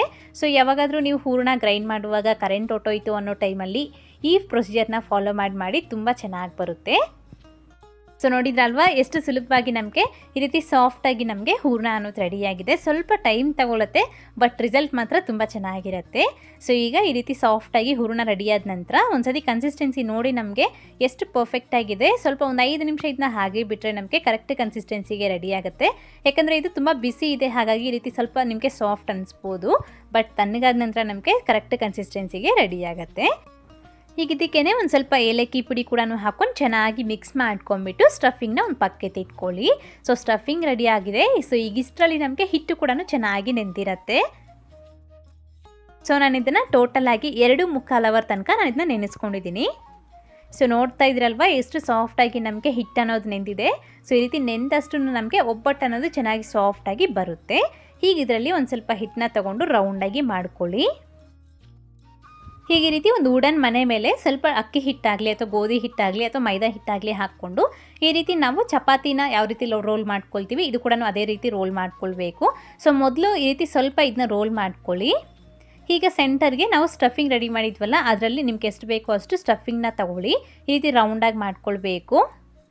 ಹೀಗೆ ಈ ಸ್ಟಫಿಂಗ್ನ ಈ ರೀತಿ ಸೆಂಟ್ರಲ್ಲಿ ಇಟ್ಬಿಟ್ಟು ಇದನ್ನು ನೀಟಾಗಿ ಕ್ಲೋಸ್ ಮಾಡ್ಕೊಂಡ್ಬಿಡಬೇಕು. ಸೊ ನೀವು ಹಿಟ್ಟಿಗಿಂತ ಈ ಹೂರಣ ಅನ್ನೋದು ಜಾಸ್ತಿ ತೊಗೊಂಡ್ರೆ ತುಂಬ ಚೆನ್ನಾಗಿರುತ್ತೆ ತಿನ್ನಲಿಕ್ಕೆ. ಈ ರೀತಿ ನೀಟಾಗಿ ಸೀಲ್ ಮಾಡ್ಕೊಂಡ್ಬಿಟ್ಟು ಎಕ್ಸ್ಟ್ರಾ ಏನಾದರೂ ಹಿಟ್ಟಿದ್ರೆ ತೆಗೆದಾಕ್ಬಿಡಿ. ಹೀಗೆ ಇದನ್ನ ಫಸ್ಟ್ ಕೈಯಲ್ಲಿ ಸ್ವಲ್ಪ ಫ್ಲ್ಯಾಟ್ ಮಾಡ್ಕೋಬೇಕು. ಆಮೇಲೆ ಈ ರೀತಿ ಸ್ವಲ್ಪ ಅಕ್ಕಿ ಹಿಟ್ಟನ್ನ ಹಾಕ್ಕೊಂಡು ನಾವು ಇದನ್ನ ರೋಲ್ ಮಾಡ್ಕೊಳ್ಬೇಕಾಗತ್ತೆ. ಸೊ ನಿಮಗೆ ಎಷ್ಟು ತೆಳುವಾಗಬೇಕು ನೀವು ಅಷ್ಟು ತೆಳ್ಳಕ್ಕೆ ನಾವು ಇದನ್ನ ರೋಲ್ ಮಾಡ್ಕೊಳ್ಬೋದು. ತುಂಬ ಜಾಸ್ತಿ ಪ್ರೆಸ್ ಮಾಡ್ತಾ ಇದನ್ನ ರೋಲ್ ಮಾಡಿಬಿಡಿ, ಜಸ್ಟ್ ಲೈಟಾಗಿ ಇದನ್ನ ರೋಲ್ ಮಾಡಿಕೊಂಡ್ರೆ ಸಾಕು. ಅಥವಾ ನೀವು ಆಯಿಲ್ನಲ್ಲಾದರೂ ನಾರ್ಮಲ್ ಒಬ್ಬಟ್ಟು ರೀತಿ ತಟ್ಕೊಂಡಾದರೂ ಮಾಡ್ಕೊಳ್ಬೋದು. ಸೊ ನೋಡ್ಬೋದು ನೀವು ಎಷ್ಟು ಚೆನ್ನಾಗಿ ಬಂದಿದೆ ಅಂತ. ಸೊ ಹೀಗಿನ್ನ ನಾವು ರೋಸ್ಟ್ ಮಾಡ್ಕೊಳ್ಳೋದು ಅಷ್ಟೇ. ಚೆನ್ನಾಗಿ ಬಿಸಿಯಾಗಿರೋ ಹೆಂಚು ಮೇಲೆ ಇದನ್ನು ಹಾಕಿಬಿಟ್ಟು ಮೀಡಿಯಮ್ ಫ್ಲೇಮ್ನಲ್ಲಿ ನಾವು ಇದನ್ನ ಕುಕ್ ಮಾಡ್ಕೊಳ್ಬೇಕು. ಸೊ ಒಂದು ಕಡೆ ಈ ರೀತಿ ಸ್ವಲ್ಪ ಬಬಲ್ಸ್ ಬರೋದಕ್ಕೆ ಸ್ಟಾರ್ಟ್ ಆಗಿದ ನಂತರ ಇನ್ನೊಂದು ಕಡೆಗೆ ತಿರುಗಿಸ್ಕೊಂಡು ಆ ಕಡೆ ಕೂಡ ಸ್ವಲ್ಪ ಚೆನ್ನಾಗಿ ಬೇಯಲಿಕ್ಕೆ ಬಿಡಿ. ಸೊ ನೋಡ್ಬೋದು ನೀವು ಎಷ್ಟು ಚೆನ್ನಾಗಿ ನಮಗೆ ಉಬ್ಬಿ ಬರ್ತಾ ಇದೆ ಅಂತ. ಸೊ ಹಿಟ್ಟು ಹಾಗೆಯೇ ಈ ಹೂರಣ ಅನ್ನೋದು ಕರೆಕ್ಟಾಗಿದ್ದರೆ ನಮಗೆ ಈ ರೀತಿ ಒಬ್ಬಟ್ಟು ಅನ್ನೋದು ಚೆನ್ನಾಗಿ ಉಬ್ಬಿ ಬರುತ್ತೆ, ತುಂಬ ಸಾಫ್ಟಾಗಿರುತ್ತೆ ಈ ರೀತಿ ಬಂದರೆ. ಸೊ ಹೀಗೆ ಅದ್ರ ಮೇಲೆ ಆಯಿಲ್ ಆಗಲಿ ಅಥವಾ ತುಪ್ಪ ಆಗಲಿ ಹಾಕ್ಕೊಂಡು ಆ ಕಡೆ ಈ ಕಡೆ ಚೆನ್ನಾಗಿ ರೋಸ್ಟ್ ಮಾಡ್ಕೊಂಡು ಇಟ್ಕೊಳ್ಳಿ. ತುಂಬ ಹೊತ್ತು ಆ ಕಡೆ ಈ ಕಡೆ ನಾವು ಜಾಸ್ತಿ ಹೊತ್ತು ತಿರುಗಿಸ್ತಾ ನಾವು ಇದನ್ನ ರೋಸ್ಟ್ ಮಾಡ್ಕೊಳ್ಬಾರ್ದು. ಒಂದು ಕಡೆ ರೋಸ್ಟ್ ಆದಮೇಲೆ ಮತ್ತೊಂದು ಕಡೆಗೆ ರೋಸ್ಟ್ ಆದಮೇಲೆ ಇದನ್ನ ಎತ್ಕೊಂಡ್ಬಿಡ್ಬೇಕು. ಜಾಸ್ತಿ ಹೊತ್ತಿದ್ದನ್ನ ಹೆಂಚ್ ಮೇಲೆ ರೋಸ್ಟ್ ಮಾಡೋದಕ್ಕೆ ಹೋಗಬೇಡಿ. ಸೊ ನೋಡಿದ್ರಲ್ವಾ ಎಷ್ಟು ಸಾಫ್ಟಾಗಿ ನಮಗೆ ಒಬ್ಬಟ್ಟು ಅನ್ನೋದು ರೆಡಿಯಾಗಿದೆ. ಒಂದು ಒಬ್ಬಟ್ಟಲ್ಲ, ಪ್ರತಿಯೊಂದು ಒಬ್ಬಟ್ಟು ಇದೇ ರೀತಿ ನಮಗೆ ಚೆನ್ನಾಗಿ ಉಬ್ಬಿ ಬರುತ್ತೆ, ತುಂಬ ಸಾಫ್ಟಾಗಿ ತುಂಬ ರುಚಿಯಾಗಿರುತ್ತೆ. ಸೊ ನೋಡ್ತಾ ಇದ್ರಲ್ವಾ, ಇದೇ ರೀತಿ ನಾನು ಎಲ್ಲನೂ ಸಹ ಮಾಡಿ ತಗೊಂಡಿದ್ದೀನಿ. ಸೊ ನಾನು ತಗೊಂಡಿರೋ ಕ್ವಾಂಟಿಟಿಗೆ ನನಗಿಲ್ಲಿ ಒಂದು 12 ಒಬ್ಬಟ್ಟಾಗುತ್ತೆ. ಸೊ ನೋಡಿಕೊಂಡು ಕ್ವಾಂಟಿಟಿನ ಜಾಸ್ತಿ ಮಾಡ್ಕೊಳ್ಳಿ. ಸೊ ಇದೇ ಥರನೇ ನೀವು ತೊಗರಿಬೇಳೆ ಒಬ್ಬಟ್ಟಿನಲ್ಲಿ ಕೂಡ ಮಾಡ್ಕೊಳ್ಬೋದು. ತೊಗರಿಬೇಳೆ ಒಬ್ಬಟ್ಟಾದರೆ ನೀವು ತೊಗರಿಬೇಳೆನ ನೆನೆಸೋದೇನು ಬೇಡ, ಹಾಗೆ ಕುಕ್ಕರ್ಗೆ ಹಾಕಿ ಬೇಯಿಸಬೇಡಿ, ಹಾಗೆ ಡೈರೆಕ್ಟಾಗಿ ಪಾತ್ರೆಯಲ್ಲಿ ಬೇಯಿಸ್ಕೊಂಡು ಮಾಡಿ, ತುಂಬ ಚೆನ್ನಾಗಿ ಬರುತ್ತೆ. ಸೊ ನೋಡಿದ್ರಲ್ವಾ ಎಷ್ಟು ಟೇಸ್ಟಿಯಾಗಿ ನಮಗೆ ಸ್ವಲ್ಪ ಕಡಿಮೆ ಎಣ್ಣೆನ ಉಪಯೋಗಿಸ್ಕೊಂಡು ಹಾಗೆಯೇ ಗೋಧಿ ಹಿಟ್ಟನ್ನ ಉಪಯೋಗಿಸ್ಕೊಂಡು ಈ ರೀತಿ ನಾವು ಒಬ್ಬಟ್ಟನ್ನ ಮಾಡ್ಕೊಳ್ಬೋದು. ಈಗ ಕೊನೆಯದಾಗಿ ನಾವು ತುಂಬ ಪರ್ಫೆಕ್ಟಾಗಿ ಜ್ಯೂಸಿಯಾದ ಈ ಸಾಫ್ಟಾದ ಗುಲಾಬ್ ಜಾಮೂನ್ನ ಹೇಗೆ ಮಾಡ್ಕೊಳ್ಳೋದು ಅಂತ ನೋಡೋಣ. ಫಸ್ಟಾಗಿ ಗುಲಾಬ್ ಜಾಮೂನ್ ಮಾಡ್ಕೊಳೋದಕ್ಕೆ ನಾನಿಲ್ಲಿ ಇನ್ಸ್ಟೆಂಟ್ ಗುಲಾಬ್ ಜಾಮೂನ್ ಮಿಕ್ಸ್ನ ತೊಗೊಂಡಿದ್ದೀನಿ. MTR ಬ್ರ್ಯಾಂಡ್ದು 175 ಗ್ರಾಮ್ಸ್ ಪ್ಯಾಕೆಟ್ನ ತೊಗೊಳ್ಳಿ. ಈ ಪ್ಯಾಕೆಟ್ ಮೆಜರ್ಮೆಂಟ್ಗೆ ನಮಗಿಲ್ಲಿ ಒಂದು 35 to 40 ಗುಲಾಬ್ ಜಾಮೂನ್ಸ್ ಆಗುತ್ತೆ. ಸೊ ನೋಡಿಕೊಂಡು ಕ್ವಾಂಟಿಟಿನ ಜಾಸ್ತಿ ಅಥವಾ ಕಡಿಮೆ ಮಾಡ್ಕೊಳ್ಳಿ. ಹೀಗೆ ಪ್ಯಾಕೆಟ್ನ ಕಟ್ ಮಾಡಿಬಿಟ್ಟು ಯಾವುದಾದ್ರೂ ಒಂದು ಬೊಟ್ಲಲ್ತೆನಲ್ಲಿ 1 ಕಪ್ ಆದಷ್ಟು ಈ ಗುಲಾಬ್ ಜಾಮೂನ್ ಮಿಕ್ಸ್ನ ತೊಗೊಳ್ಳಿ. ಅದನ್ನ ಎತ್ಬಿಟ್ಟು ಒಂದು ಮಿಕ್ಸಿಂಗ್ ಬೌಲ್ಗೆ ಹಾಕಿ ಹೀಗೆ ಈ ಬೌಲ್ನ ಒಂದು ಪಕ್ಕಕ್ಕೆ ತಿಟ್ಬಿಡಿ. ಹೀಗೆ ಮತ್ತೆ ನಾವು ಅದೇ ಬೊಟ್ಲಲ್ತೆನಲ್ಲಿ ನಾವು ಸಕ್ಕರೆನ ತಗೋಬೇಕು, ಹಾಗೆ ಸಕ್ಕರೆ ಪಾಕ ಮಾಡ್ಕೋಬೇಕು. ಈಗ ಸಕ್ಕರೆ ಪಾಕ ಮಾಡ್ಕೊಳೋದಕ್ಕೆ ಸ್ಟವ್ ಮೇಲೆ ಸ್ವಲ್ಪ ಅಗಲಕ್ಕಿರೋ ಒಂದು ಪಾತ್ರೆನ ಇಟ್ಕೊಳ್ಳಿ. ಅದಕ್ಕೆ ಅದೇ ಕಪ್ ಅಳತೆನಲ್ಲಿ 2 ಕಪ್ ತುಂಬ ಸಕ್ಕರೆನ ಹಾಕ್ಕೊಳ್ಳಿ. 1 ಕಪ್ ಗುಲಾಬ್ ಜಾಮೂನ್ ಮಿಕ್ಸ್ಗೆ ನಾವಿಲ್ಲಿ ಒಂದು 2 ಕಪ್ ತುಂಬ ಸಕ್ಕರೆನ ಹಾಕೋಬೇಕಾಗತ್ತೆ. ಈ ಸ್ವೀಟ್ನೆಸ್ ಅನ್ನೋದು ನಮಗೆ ಕರೆಕ್ಟಾಗಿರುತ್ತೆ. ಸ್ವಲ್ಪ ಕಡಿಮೆ ಬೇಕು ಅಂತಂದರೆ ಇನ್ನೂ ಸ್ವಲ್ಪ ಕಡಿಮೆ ಹಾಕ್ಕೊಂಡ್ರು ನಡೆಯುತ್ತೆ. ಮತ್ತು ಇದಕ್ಕೆ ಒಂದು 2.25 ಕಪ್ ಆಗುವಷ್ಟು ನೀರನ್ನ ಸೇರಿಸ್ಕೊಳ್ಳಿ. 2 ಕಪ್ ಸಕ್ಕರೆ ಹಾಗೆ 2.25 ಕಪ್ ಆಗುವಷ್ಟು ನೀರನ್ನ ಹಾಕ್ಕೊಂಡು ಇನ್ನು ಚೆನ್ನಾಗಿ ರೀತಿ ಮಿಕ್ಸ್ ಮಾಡ್ಕೊಳ್ತಾ ಸಕ್ಕರೆ ಪೂರ್ತಿ ಮೆಲ್ಟ್ ಆಗೋದಕ್ಕೆ ಬಿಡಿ. ಈ ರೀತಿ ಒಂದು ಸಕ್ಕರೆ ಎಲ್ಲನೂ ಪೂರ್ತಿಯಾಗಿ ಮೆಲ್ಟ್ ಆದಮೇಲೆ ಹೀಗೆ ಗ್ಯಾಸ್ನ ಹೈ ಫ್ಲೇಮ್ನಲ್ಲೇ ಇಟ್ಕೊಂಡು ಒಂದು 7 to 8 ಮಿನಿಟ್ಸ್ ಗಂಟೆ ಇದನ್ನ ಹಾಗೆ ಬಾಯ್ಲ್ ಆಗೋದಕ್ಕೆ ಬಿಡಿ. ಒಂದು 8 ಮಿನಿಟ್ಸ್ ಇದನ್ನ ಚೆನ್ನಾಗಿ ಕುದಿಸ್ಕೊಂಡಿದ್ದಾದಮೇಲೆ ಸ್ಟವ್ ಆಫ್ ಮಾಡ್ಕೊಂಬಿಡಿ. ಇದು ನಮಗೆ ಯಾವುದೇ ಥರ ಪಾಕ ಬರಬಾರ್ದು, ಜಸ್ಟ್ ನಮಗೆ ಸಿರಪ್ ಮುಟ್ಟಿದಾಗ ಜಸ್ಟ್ ಅಂಟಿದ್ರೆ ಸಾಕು, ಅಷ್ಟು ಮಾತ್ರ ಬರಬೇಕು. ಅದಕ್ಕಿಂತ ಜಾಸ್ತಿ ಬಂದರೆ ನಮಗೆ ಈ ಪಾಕ ಅನ್ನೋದು ಗುಲಾಬ್ ಜಾಮೂನ್ಗೆ ಸರಿಯಾಗಿ ಹಿಡಿಯೋದಿಲ್ಲ. ಟೈಮರ್ ಇಟ್ಕೊಂಡು ಜಸ್ಟ್ ಒಂದು 7 to 8 ಮಿನಿಟ್ಸ್ ಆದಮೇಲೆ ಗ್ಯಾಸ್ ಆಫ್ ಮಾಡ್ಕೊಂಬಿಡಿ. ಈಗ ಇದು ಈ ಥರ ಗ್ಯಾಸ್ ಆಫ್ ಮಾಡ್ಕೊಂಡಿದ ನಂತರ ಇದಕ್ಕೆ ಒಂದು 1/4 ಟೀ ಸ್ಪೂನ್ ಆಗುವಷ್ಟು ಏಲಕ್ಕಿ ಪುಡಿನ ಹಾಕ್ಕೊಂಡು ಚೆನ್ನಾಗಿ ಮಿಕ್ಸ್ ಮಾಡಿಕೊಂಡು ಫುಲ್ ಕೂಲ್ ಆಗೋದು ಗಂಟ ಹಾಗೆ ಬಿಟ್ಬಿಡಬೇಕು. ಫುಲ್ ಕೂಲ್ ಆಗಬೇಕು. ನಾವು ಗುಲಾಬ್ ಜಾಮೂನ್ಸ್ನ ಫ್ರೈ ಮಾಡಿಬಿಟ್ಟು ಈ ಸಿರಪ್ಗೆ ಹಾಕುವಾಗ ಫುಲ್ ಕೂಲ್ ಆಗಬೇಕು. ಇದು ಕೂಲ್ ಆಗೋಷ್ಟರಲ್ಲಿ ಹೀಗೆ ನಾವು ಗುಲಾಬ್ ಜಾಮೂನ್ಸ್ನ ಫ್ರೈ ಮಾಡ್ಕೊಳ್ಳೋಣ. ಫಸ್ಟ್ ಟೈಮ್ ನಾವು ಗುಲಾಬ್ ಜಾಮೂನ್ ಮಿಕ್ಸ್ನ ತೊಗೊಂಡಿದ್ದೀವಿ. ಅದಕ್ಕೇ 1 ಟೀ ಸ್ಪೂನ್ ತುಂಬ ಮೈದಾ ಹಿಟ್ಟನ್ನ ಹಾಕ್ಕೊಳ್ಳಿ. ಈ ರೀತಿ ಸ್ವಲ್ಪ ಮೈದಾ ಹಿಟ್ಟು ಸೇರಿಸ್ಬಿಟ್ಟು ಮಾಡೋದ್ರಿಂದ ನಮಗೆ ಗುಲಾಬ್ ಜಾಮೂನ್ ಅನ್ನೋದು ಒಡಿದಿರ ಸೂಪರಾಗಿ ಬರುತ್ತೆ. ಒಂದ್ಸಲಿ ತಪ್ಪದಿರ ಟ್ರೈ ಮಾಡಿ ನೋಡಿ. ಒಂದೇ 1 ಟೀ ಸ್ಪೂನ್ ಸಾಕು, ಜಾಸ್ತಿ ಕೂಡ ಬೇಡ. ಹೀಗಿನ್ನು ಚೆನ್ನಾಗಿ ಒಂದ್ಸಲಿ ಮಿಕ್ಸ್ ಮಾಡ್ಕೊಂಡಿದ್ದಕ್ಕೆ ಒಂದು 1/4 ಟೀ ಸ್ಪೂನ್ ಆಗುವಷ್ಟು ಏಲಕ್ಕಿ ಪುಡಿ ಕೂಡ ಹಾಕ್ಕೊಂಡು ಒಂದು ಸ್ವಲ್ಪ ನೀರನ್ನ ಸೇರಿಸ್ಕೊಂಡು ಹಿಟ್ಟನ್ನ ಕಲಿಸ್ಕೊಳ್ಳಿ. ನೀರನ್ನ ಒಂದೇ ಸಲ ಜಾಸ್ತಿ ಹಾಕೋದಕ್ಕೆ ಹೋಗಬೇಡಿ. ಜಸ್ಟ್ ನಮಗೆ ಒಂದು 1/4 ಕಪ್ಗಿಂತ ಸ್ವಲ್ಪ ಕಡಿಮೆನೇ ನೀರು ಹಿಡಿಸುತ್ತೆ. ಸೊ ನೋಡಿಕೊಂಡು ನೀರನ್ನ ಹಾಕೊಂಡು ಮಿಕ್ಸ್ ಮಾಡ್ಕೋಬೇಕಾಗತ್ತೆ. ಒಂದು 1/4 ಕಪ್ಗಿಂತ ಸ್ವಲ್ಪ ಕಡಿಮೆನೇ ನೀರು ಯೂಸ್ ಆಗುತ್ತೆ, ನೋಡ್ಕೊಳ್ಳಿ. ಇದನ್ನ ತುಂಬ ಓವರಾಗಿ ಪ್ರೆಸ್ ಮಾಡ್ದಿರ ಜಸ್ಟ್ ಫಿಂಗರ್ಸಲ್ಲಿ ಮಾತ್ರ ಇದನ್ನ ಕಲಿಸ್ಕೊಳ್ಳಿ. ತುಂಬ ಓವರಾಗಿದ್ದನ್ನ ನಾವು ನಾದ್ಕೋಬಾರ್ದು. ಸೊ ನೋಡಿ ಈ ಥರ ಇದನ್ನ ಕಲಿಸ್ಕೊಂಡಿದ್ದೀನಿ. ಈ ಹದದಲ್ಲಿ ನಾವು ಕಲಿಸ್ಕೋಬೇಕಾಗತ್ತೆ. ತುಂಬ ಗಟ್ಟಿಯಾಗಿದ್ರೂ ಸರಿಯಾಗಿ ಬರಲ್ಲ, ಹಾಗೆ ತುಂಬ ಸಾಫ್ಟ್ ಆಗೋದ್ರೂ ಚೆನ್ನಾಗಿರಲ್ಲ. ಈ ರೀತಿ ಸೆಮಿ ಸಾಫ್ಟಾಗಿ ಹಿಟ್ಟನ್ನ ಕಲಿಸ್ಕೊಂಡಿದ್ದ ನಂತರ ಹೀಗಿದ್ರಲ್ಲಿ ಒಂದು ಸ್ವಲ್ಪನೇ ಹಿಟ್ಟನ್ನ ತಗೊಳ್ತಾ ರೌಂಡಾಗಿ ಕ್ರ್ಯಾಕ್ ಫ್ರೀ ಬಾಲ್ಸ್ನ ಮಾಡ್ಕೋಬೇಕು. ಒಂಚೂರು ಕೂಡ ಕ್ರ್ಯಾಕ್ ಬರಬಾರ್ದು, ನಮಗೆ ಚೆನ್ನಾಗಿ ರೌಂಡಾಗಿರಬೇಕು. ಈ ರೀತಿ ಒಂದು ಸ್ವಲ್ಪ ಹಿಟ್ಟನ್ನ ತೊಗೊಂಡಿದ್ದಾದಮೇಲೆ ಅಂಗೈಯಲ್ಲಿ ಹಾಕ್ಕೊಂಡು ಈ ರೀತಿ ನೋಡಿ ವಿಡಿಯೋದಲ್ಲಿ ಕಾಣಿಸ್ದಾಗೆ ನಾವು ಇದನ್ನ ಗಟ್ಟಿಯಾಗಿ ಪ್ರೆಸ್ ಮಾಡ್ತಾ ಇದನ್ನ ರೌಂಡಾಗಿ ತಿರುಗಿಸ್ಕೋಬೇಕು. ಈಗ ಇದನ್ನ ರೌಂಡಾಗಿ ಈ ರೀತಿ ಮಾಡ್ಕೊಂಡ್ರೆ ನಮಗೆ ಚೆನ್ನಾಗಿ ಕ್ರ್ಯಾಕ್ ಫ್ರೀ ಬಾಲ್ ಆಗಿ ಚೆನ್ನಾಗಿ ಬರುತ್ತೆ. ಒಂಚೂರು ಕೂಡ ಕ್ರ್ಯಾಕ್ಸ್ ಅನ್ನೋದು ಬರೋದಿಲ್ಲ. ಇದೇ ರೀತಿ ಎಲ್ಲನೂ ಸಹ ಮಾಡ್ಕೋಬೇಕು. ಒಂಚೂರು ಕೂಡ ನಮಗೆ ಕ್ರ್ಯಾಕ್ಸ್ ಬರಬಾರ್ದು. ಒಡೆದಂಗಾದರೆ ನಮಗೆ ಎಣ್ಣೆಯಲ್ಲಿ ಹಾಕಿದಾಗ ಫುಲ್ ಒಡೆದೋಗ್ಬಿಡುತ್ತೆ, ಸರಿಯಾಗಿ ಬರೋದಿಲ್ಲ. ಸ್ವಲ್ಪ ಚಿಕ್ಕದಾಗಿ ಹಿಟ್ಟನ್ನ ತೊಗೊಂಡು ಮಾಡ್ಕೊಳ್ಳಿ, ಚೆನ್ನಾಗಿರುತ್ತೆ ನೋಡೋದಕ್ಕೆ ಹಾಗೆ ತಿನ್ನೋದಕ್ಕೆ. ತುಂಬ ಜಾಸ್ತಿ ಹಿಟ್ಟನ್ನ ತೊಗೊಂಡು ಮಾಡಿದ್ರೆ ತುಂಬ ದಪ್ಪ ಆಗಿಬಿಡತ್ತೆ, ಸರಿಯಾಗಿರಲ್ಲ. ಸೊ ನೋಡಿ ಈ ರೀತಿ ನಾನು ಎಲ್ಲನೂ ಸಹ ಮಾಡ್ಕೊಂಡು ಇಟ್ಕೊಂಡಿದ್ದೀನಿ. ಎಷ್ಟು ಚೆನ್ನಾಗಿದೆ ಅಲ್ವಾ, ಒಂದು ಕೂಡ ಕ್ರ್ಯಾಕ್ಸ್ ಬರೋದಿಲ್ಲ, ಚೆನ್ನಾಗಿ ಬರುತ್ತೆ. ಈ ರೀತಿ ಮಾಡ್ಕೊಂಡಿದ್ದಾದಮೇಲೆ ಹೀಗೂ ನಾವು ಡೀಪ್ ಫ್ರೈ ಮಾಡ್ಕೋಬೇಕಾಗತ್ತೆ. ಡೀಪ್ ಫ್ರೈ ಮಾಡ್ಕೊಳೋದಕ್ಕೆ ಆಯಿಲ್ನ ಚೆನ್ನಾಗಿ ಬಿಸಿ ಮಾಡ್ಕೊಳ್ಳಿ. ತುಂಬ ಓವರಾಗಿ ಬಿಸಿ ಮಾಡೋದಕ್ಕೆ ಹೋಗ್ಬೇಡಿ. ಆಯಿಲ್ ಬಿಸಿ ಆದಮೇಲೆ ಗ್ಯಾಸ್ ಆಫ್ ಮಾಡ್ಕೊಂಡ್ಬಿಡ್ಬೇಕು. ಗ್ಯಾಸ್ ಆಫ್ ಮಾಡ್ಕೊಂಡಿದ್ದ ನಂತರ ಇದಕ್ಕೆ ನಾವು ಮಾಡಿಟ್ಕೊಂಡಿರೋ ಈ ಬಾಲ್ಸ್ನ ಒಂದೊಂದಾಗಿ ಬಿಡಿ. ಈ ರೀತಿ ಆ ಬಾಣಲಿಯಲ್ಲಿ ಎಷ್ಟು ಇಡಿಸುತ್ತೋ ಅಷ್ಟನ್ನ ಬಾಲ್ಸ್ನ ಹಾಕ್ಕೊಂಡಿದ್ದಾದಮೇಲೆ ಇದನ್ನ ಫುಲ್ ಹಾಗೆ ಬಿಟ್ಬಿಡಿ. ಈ ರೀತಿ ನೋಡಿ ಸ್ವಲ್ಪ ಮೇಲೆಗೆ ಬಂದಾದಮೇಲೆ ಈ ಗ್ಯಾಸ್ನ ಆನ್ ಮಾಡಿಕೊಂಡು ಗ್ಯಾಸ್ನ ಮೀಡಿಯಮ್ ಫ್ಲೇಮ್ನಲ್ಲಿ ಇಟ್ಕೊಂಡು ಈ ರೀತಿ ಸ್ಪೂನಲ್ಲಿ ಇದನ್ನ ಮಿಕ್ಸ್ ಮಾಡ್ಕೊಳ್ತಾ ನಾವು ಕಂಟಿನ್ಯೂಸ್ ಆಗಿ ಈ ರೀತಿ ಮಿಕ್ಸ್ ಮಾಡ್ಕೊಳ್ತಾ ಫ್ರೈ ಮಾಡ್ಕೋಬೇಕು. ಗ್ಯಾಸ್ನ ಮಾತ್ರ ಯಾವುದೇ ಕಾರಣಕ್ಕೂ ಹೈ ಫ್ಲೇಮ್ ಇಡಬಾರ್ದು, ಜಸ್ಟ್ ಮೀಡಿಯಮ್ ಫ್ಲೇಮ್ನಲ್ಲಿ ಇಟ್ಕೊಂಡು ಮಾತ್ರ ಇದನ್ನ ನಾವು ಚೆನ್ನಾಗಿ ಗೋಲ್ಡನ್ ಕಲರ್ ಬರೋ ಗಂಟ ಇದನ್ನ ಚೆನ್ನಾಗಿ ಫ್ರೈ ಮಾಡ್ಕೊಳ್ಳಿ. ಮೀಡಿಯಮ್ ಫ್ಲೇಮ್ನಲ್ಲಿ ಇಟ್ಕೊಂಡು ಬೇಯಿಸ್ಕೊಂಡ್ರೆ ನಮಗೆ ಚೆನ್ನಾಗಿ ಒಳಗಡೆ ಗಂಟ ಚೆನ್ನಾಗಿ ಬೇಯುತ್ತೆ. ಸೊ ನೋಡಿ ಎಲ್ಲೂ ಸಹ ನಮಗೆ ಕ್ರ್ಯಾಕ್ಸ್ ಕೂಡ ಬಂದಿಲ್ಲ, ಚೆನ್ನಾಗಿ ಫ್ರೈ ಆಗಿದೆ. ಈ ರೀತಿ ಈವನ್ ಆಗಿ ಎಲ್ಲ ಕಡೆ ಫ್ರೈ ಆದಮೇಲೆ ಈ ಗ್ಯಾಸ್ ಆಫ್ ಮಾಡ್ಕೊಂಬಿಡಿ. ಗ್ಯಾಸ್ ಆಫ್ ಮಾಡಿಕೊಂಡು ಇವೆಲ್ಲನೂ ಎತ್ಕೊಂಡು ಸಕ್ಕರೆ ಪಾಕಕ್ಕೆ ಹಾಕೋಬೇಕು. ಸೊ ನೋಡಿ ಈ ರೀತಿ ಸಕ್ಕರೆ ಪಾಕಕ್ಕೆ ಹಾಕ್ಕೊಂಡಿದ್ದಾದಮೇಲೆ ಚೆನ್ನಾಗಿ ಒಂದ್ಸಲಿ ಮಿಕ್ಸ್ ಮಾಡಿಬಿಟ್ಟು ಮುಚ್ಚಿದ್ನ ಪಕ್ಕೆ ತಿಟ್ಬಿಡಿ. ನಾವು ಫಸ್ಟ್ ಬ್ಯಾಚ್ನ ಫ್ರೈ ಮಾಡ್ಕೊಂಡು ಎತ್ಕೊಂಡಾಗ ಗ್ಯಾಸ್ನ ಆಫ್ ಮಾಡ್ಕೊಂಡಿದ್ವಲ್ಲ, ಸೊ ಆಯಿಲ್ ಸ್ವಲ್ಪ ಬಿಸಿನೇ ಇರುತ್ತೆ. ಸೊ ಹಾಗಾಗಿ ಈ ನೆಕ್ಸ್ಟ್ ಬ್ಯಾಚ್ ಕೂಡ ಹಾಕ್ಕೊಂಡು ಈ ರೀತಿ ಮೇಲೆಗೆ ಬರೋ ಗಂಟ ಇದನ್ನ ಹಾಗೆ ಬಿಟ್ಬಿಡಿ. ಈ ರೀತಿ ಮೇಲೆ ಬಂದಾದ ನಂತರ ಮತ್ತೆ ಇದನ್ನ ಇನ್ನೊಂದ್ಸಲಿ ಗ್ಯಾಸ್ನ ಆನ್ ಮಾಡಿಕೊಂಡು ಮೀಡಿಯಮ್ ಫ್ಲೇಮ್ನಲ್ಲಿ ಇಟ್ಕೊಂಡು ಚೆನ್ನಾಗಿ ಫ್ರೈ ಮಾಡ್ಕೋಬೇಕು.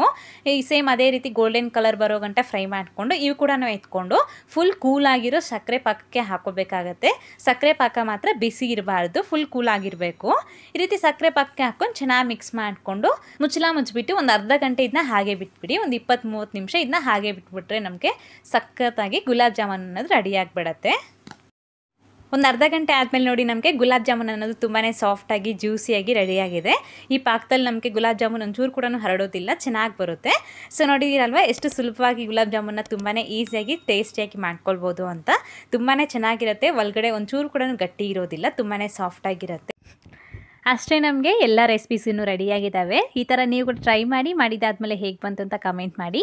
ಹಾಗೆ ಇವತ್ತಿನ ವಿಡಿಯೋ ಇಷ್ಟಾದರೆ ಲೈಕ್ ಮಾಡಿ, ನಿಮ್ಮ ಫ್ರೆಂಡ್ಸ್ಗೂ ಫ್ಯಾಮಿಲಿ ಮೆಂಬರ್ಸ್ಗೂ ಶೇರ್ ಮಾಡಿ. ಮತ್ತಷ್ಟು ರೆಸಿಪೀಸ್ಗಾಗಿ ನೀಲು ಚಾನಲ್ಗೆ ಸಬ್ಸ್ಕ್ರೈಬ್ ಆಗಿ, ಹಾಗೆ ಪಕ್ಕದಲ್ಲೇ ಬರುವಂಥ ಬೆಲ್ ಬಟನ್ ಆ್ಯಕ್ಟಿವೇಟ್ ಮಾಡಿ. Thank you. Keep watching Neelu cooking.